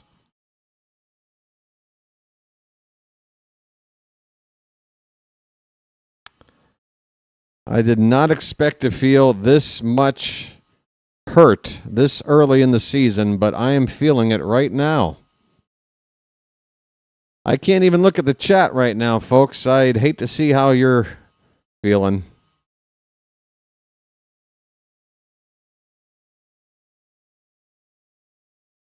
I mean, good grief. Yesterday was already a situation where in a one-run loss, we had situations to look back on where this or that would have been the difference, but today it was even worse in that regard. There were so many things that happened that just should not have happened. And, yeah. I mean, you go all the way back to the only inning we scored. Way the hell back. We got those 2 runs, but bases loaded, only 1 out, and we couldn't get another run in, and never got another in. That's your first problem. That's a team problem. Then you talk about individual problems. And those are a laundry list. Just a tough, miserable loss here on the Saturday before Easter Sunday. Folks, I don't know what to tell you. I feel dejected. I feel just empty. I feel like a husk of a person right now. Doesn't feel good. A very large part of my body and mind just wants to turn my computer, shut it off, maybe even throw it up against the wall. But I gotta, power through and do something that resembles a post-game show so we can wrap up the events here today. But if you do have a comment you want me to address, you're going to have to @mention me, because I really don't want to read through the comments if I don't have to. But if you do have something you want me to talk about, or a question to answer, or my opinion on something, or if you want me to really know yours, @mention me in the chat. It'll pop my name up bright orange, and I promise I won't ignore it. Otherwise, I'm just really, really down right now. Really down after this loss. We really needed this game. I said, let me rephrase, because I corrected myself the first time. No, it's true. We needed this game. It wasn't life or death, but we needed it. And we had a lead. Ah, God. Again, I'm trying to compose myself. I'm trying to just let emotions, compartmentalize those, put them aside for a few minutes, and try and just go over this game, and I'm struggling, folks. I am not feeling good. Oh, my goodness. All right, let me take a look. Let me take a look at this box score.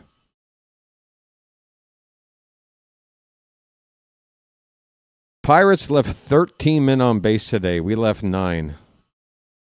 Time of the game, 3 hours and 7 minutes. Let's bring up the full box score here. Dennis Santana will get the win. Ryan Helsley gets the loss. It was 2 runs on 6 hits, 1 error for Baltimore, 3 runs on 8 hits, no errors for the Pirates. We had that 2-run 4th inning. The Pirates got one back in the bottom half, tied it up in the 8th, and walked it off in the 9th with individual runs. The Orioles, how many guys were left when Alonso was up to hit? Runners in scoring position, we were 2 for 7. I mean, that's not terrible. It's a 286 average. But it doesn't feel that way. Alonso hit into a double play. That hurt. Mayo got picked off. That hurt. Shane Baz with that error. That hurt. Mayo with about 3 or 4 other mistakes. That hurt. Oh, God. Do I have to, folks? I don't know what to say, man. I mean, obviously, tomorrow, if we don't win, then we got to sit here and talk about what the hell's going on here. You can't get swept after, not the Pittsburgh. Look, 4-2. That's what I said. 4-2, and now we got to win tomorrow and sweep the White Sox, which I know I might sound ridiculous right now, but to me, that's not a crazy proposition if you do win tomorrow to go to Chicago and sweep those guys. Not based on playing like this, we won't. I think if we play better, we can, but this was a tough day. I know I keep saying tough. I got to come up with new adjectives. But I mean, just a lot of opportunities and a lot of mistakes that cost us. Just pick whatever one you want. We lost by 1. We had more than one reason to lose by 1, but you can pick whichever one you want. We lost in a lot of different ways here today. I'm sorry, folks. It is 6:22 a.m. here. The sun is coming up behind my green screen, and I don't know what to do. I want to just crawl back in the bed, but I can't. I got to start my day now. Folks, is this the best time to ask for anybody still here to maybe come back tomorrow and watch along with me as the Orioles play the final game of this series against the Pirates? It's Easter Sunday. I know a lot of people are going to have plans. It might be a pretty small turnout tomorrow. You know, once you get through that opening week of the season and, midday games in the week, or day games in the midweek, I try to say, or games like on Easter Sunday, or Final Four game on Monday night, right? Probably not the best for big turnouts here coming up, a couple of these dates, but I do hope we get a nice turnout one way or another. Expected less than today, but hopefully some of you will be back here tomorrow. Yeah, the Easter Bunny will be around tomorrow, folks. God, I wanted to win so bad today.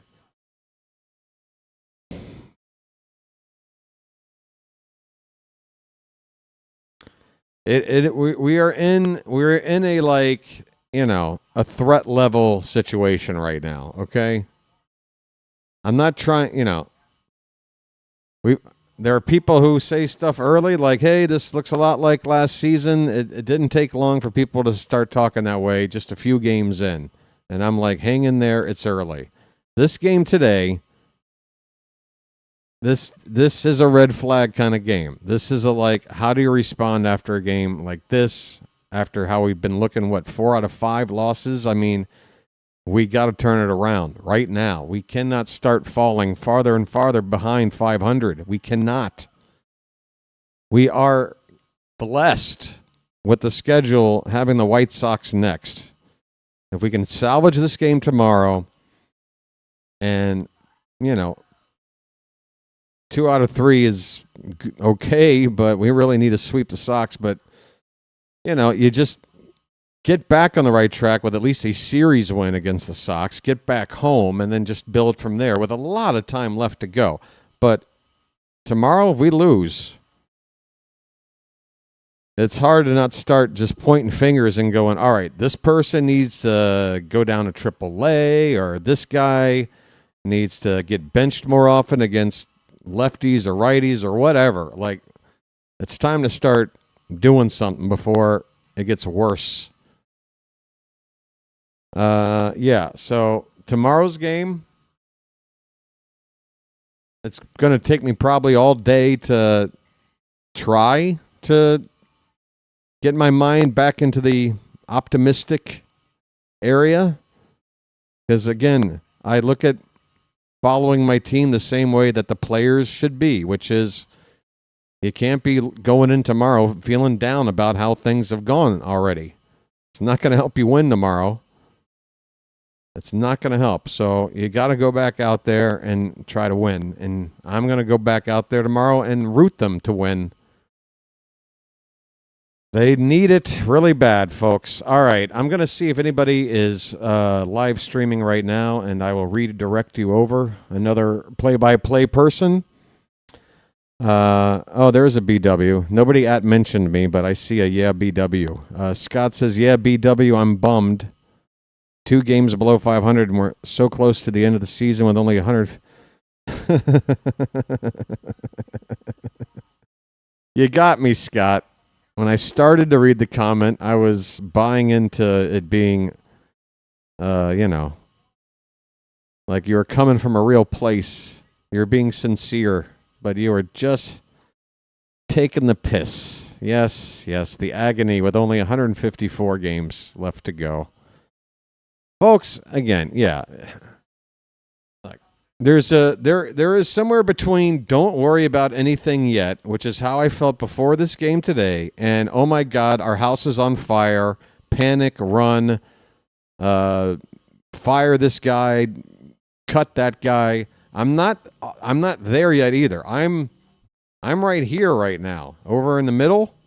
I've moved off of don't worry about it right now, but I'm not all the way the hell over here. House is on fire, okay? I'm in the, oh shit, I feel some heat. I better go look at the smoke detector and make sure that my house is not completely on fire right now. I'm in a, a threat level situation, right? Like a hurricane watch is on right now for this team. We got an Albert's post-game press conference. I'm listening in. Hold on a sec.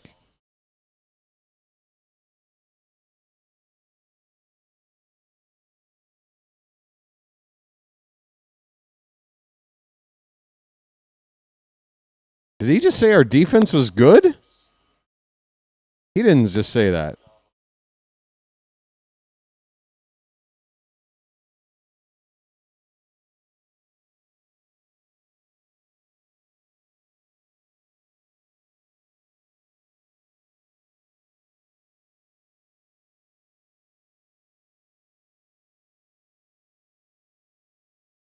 God, I've never heard Albie sound this demoralized.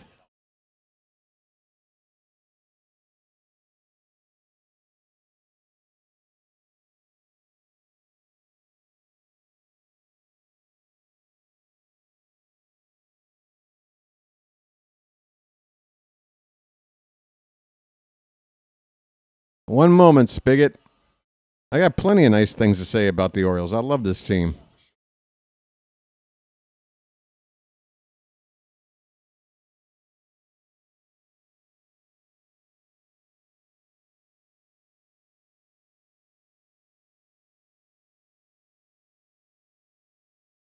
Oh, they're bringing up the Mayo challenge.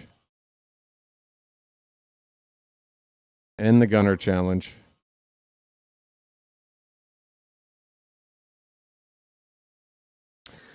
See, this is where I disagree. I feel like in both cases today, it felt more like Mayo. I'm not even going to listen to the rest of Albie. I'm really not happy.